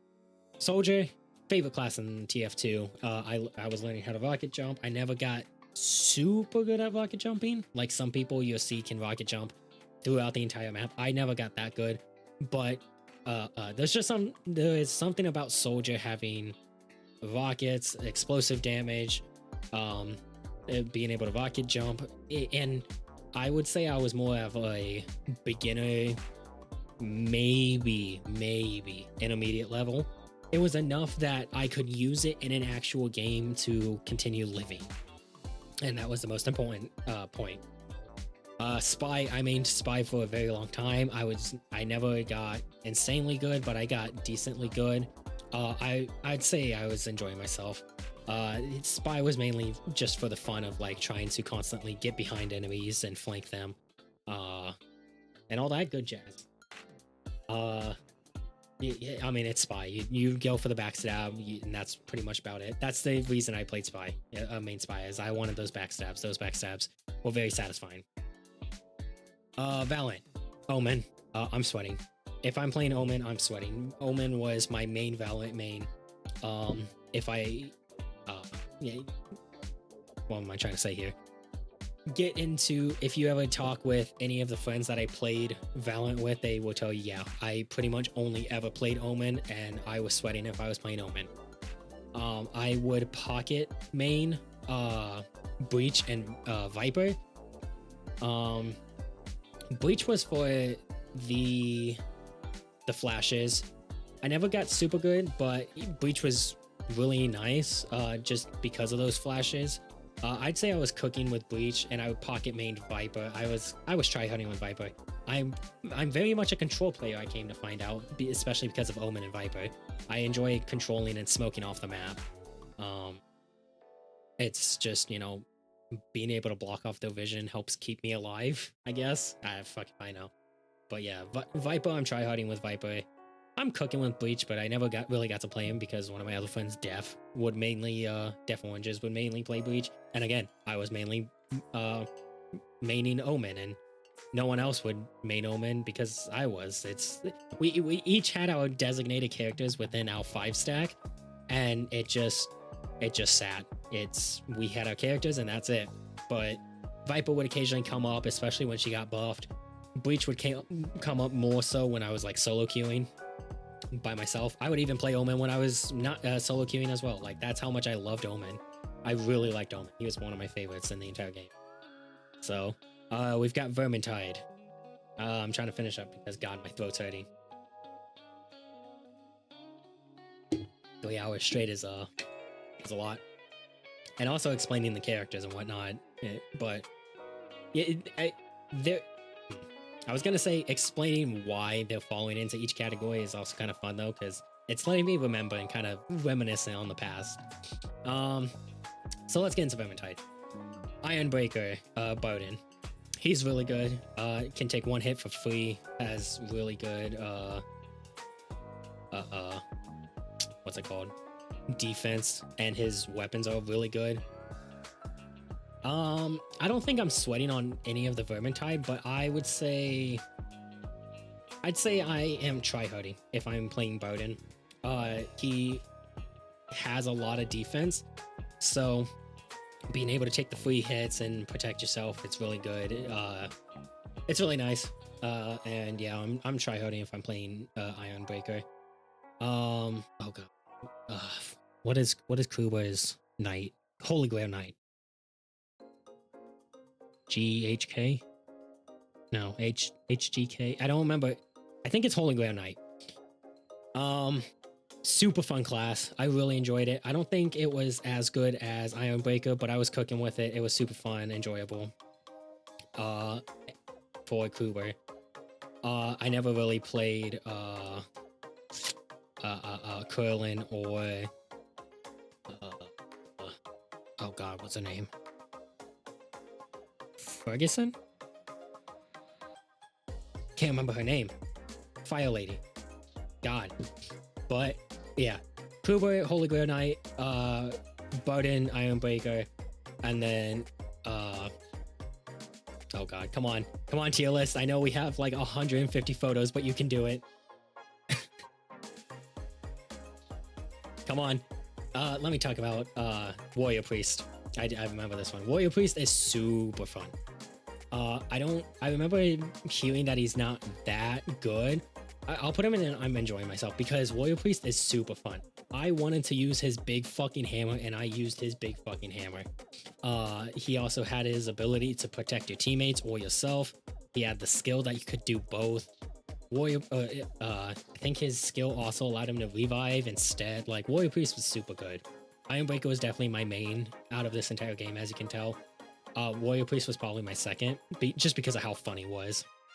I played Holy Grail Knight for quite a while, or Grail Knight. I think it might just be GK, Grail Knight. I played Grail Knight for quite a while, but once I got more into like Warrior Priest and Ironbreaker, Grail Knight kind of fell off. I play Grail Knight if I ever play Kruber, but man, if I have the option between Ironbreaker and Warrior Priest, I just play them instead. All right. Blink. Wait, I just realized. So this is the crotch because I couldn't figure out the headshot of clone standard assault clone stormtrooper from like Battlefront 2. Like PlayStation 2 Battlefront 2. I mained the standard class because there was also like the demolition class, there was like the sniper class. I didn't care about them. I liked the standard class. They were fun, felt balanced, but this was so fucking long ago that I can't even remember. I'm enjoying myself with them. Yeah, so we have the crotch of I think this was the clone trooper. I can't even remember. Blink, this was the operator who could, I think, disguise himself or make him invisible. He was essentially like a spy. Blink was a weird game. I was enjoying myself with Blink back on like Xbox 360. I wasn't like cooking or anything. It was a fun game and it's in the past. Megu from Black Desert Online. I'm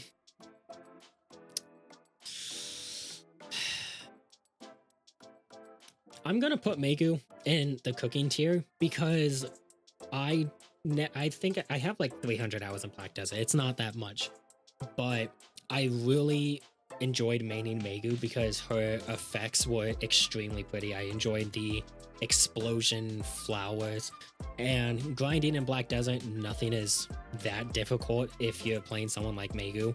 Like if you play Suck Witch, then yeah, you're probably gonna be like tryharding or sweating. But Megu, super easy. She had low APM, she had high damage.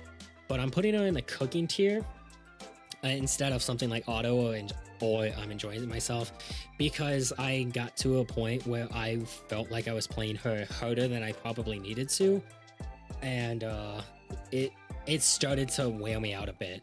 So Megu's in the cooking tier just for that reason alone. But I really enjoyed her. She was really pretty, really nice.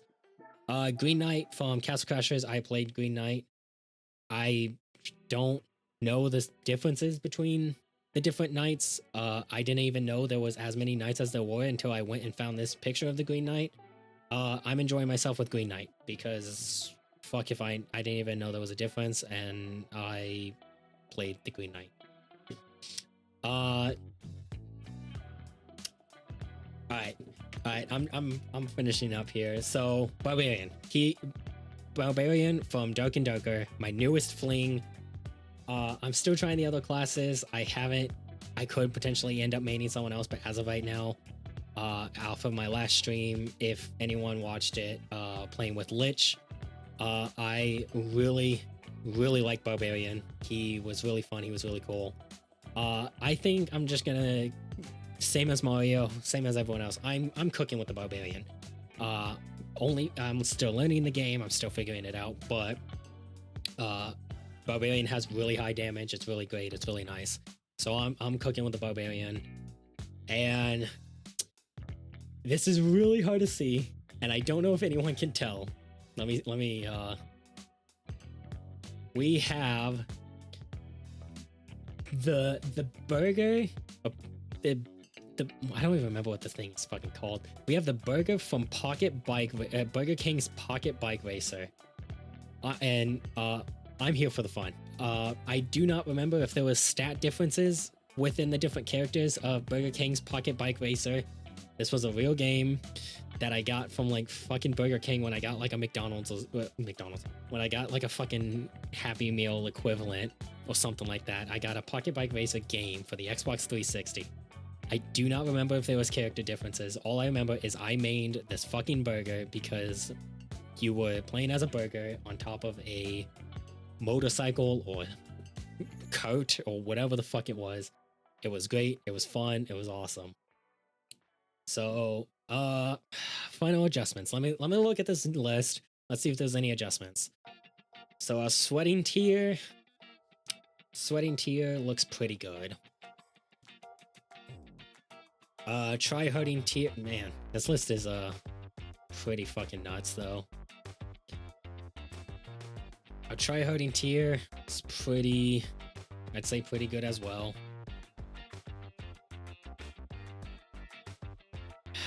I'm gonna be honest, I'm exhausted. My throat hurts. I'm hungry. I don't even know if I want to go through this list again. I definitely want to save a picture of it though. Like I'm gonna swipe a photo real quick of it because I do not want to lose. I don't want to lose this list. This was a really fun list to make, but I'm really hungry and quite tired, and I want to go eat and do something with this. So yeah, this is probably,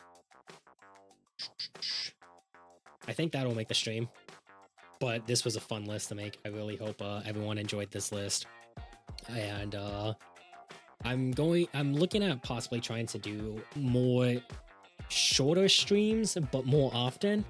I'm still kind of adjusting to this new schedule that is still currently changing as well. It's changing kind of from week to week, but yeah, this is my Kyng's official ranking of every main I've had in every game. I think, I hope I didn't forget anyone. Actually, I don't hope that. I don't think I forgot anyone. And if I did, then oh well. This was a lot of games. It was like 150 files when I went and got all of these, but this was super fun. It was really great.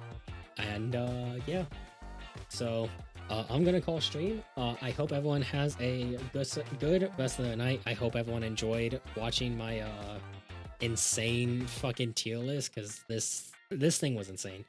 And I hope everyone has a good rest of the night, and I hope to see you guys on the next stream. I'm not sure when that is. I don't know if I'm gonna be able to make a stream tomorrow. I'll see. I'll have to see how things are going and how life is. But if I'm able to, then I'll end up like tweeting it out and Discord messaging and whatnot. So if you want to follow up on me, leave me a follow on Twitch to see when I go live. Go follow me on Discord and Twitter at Pynn.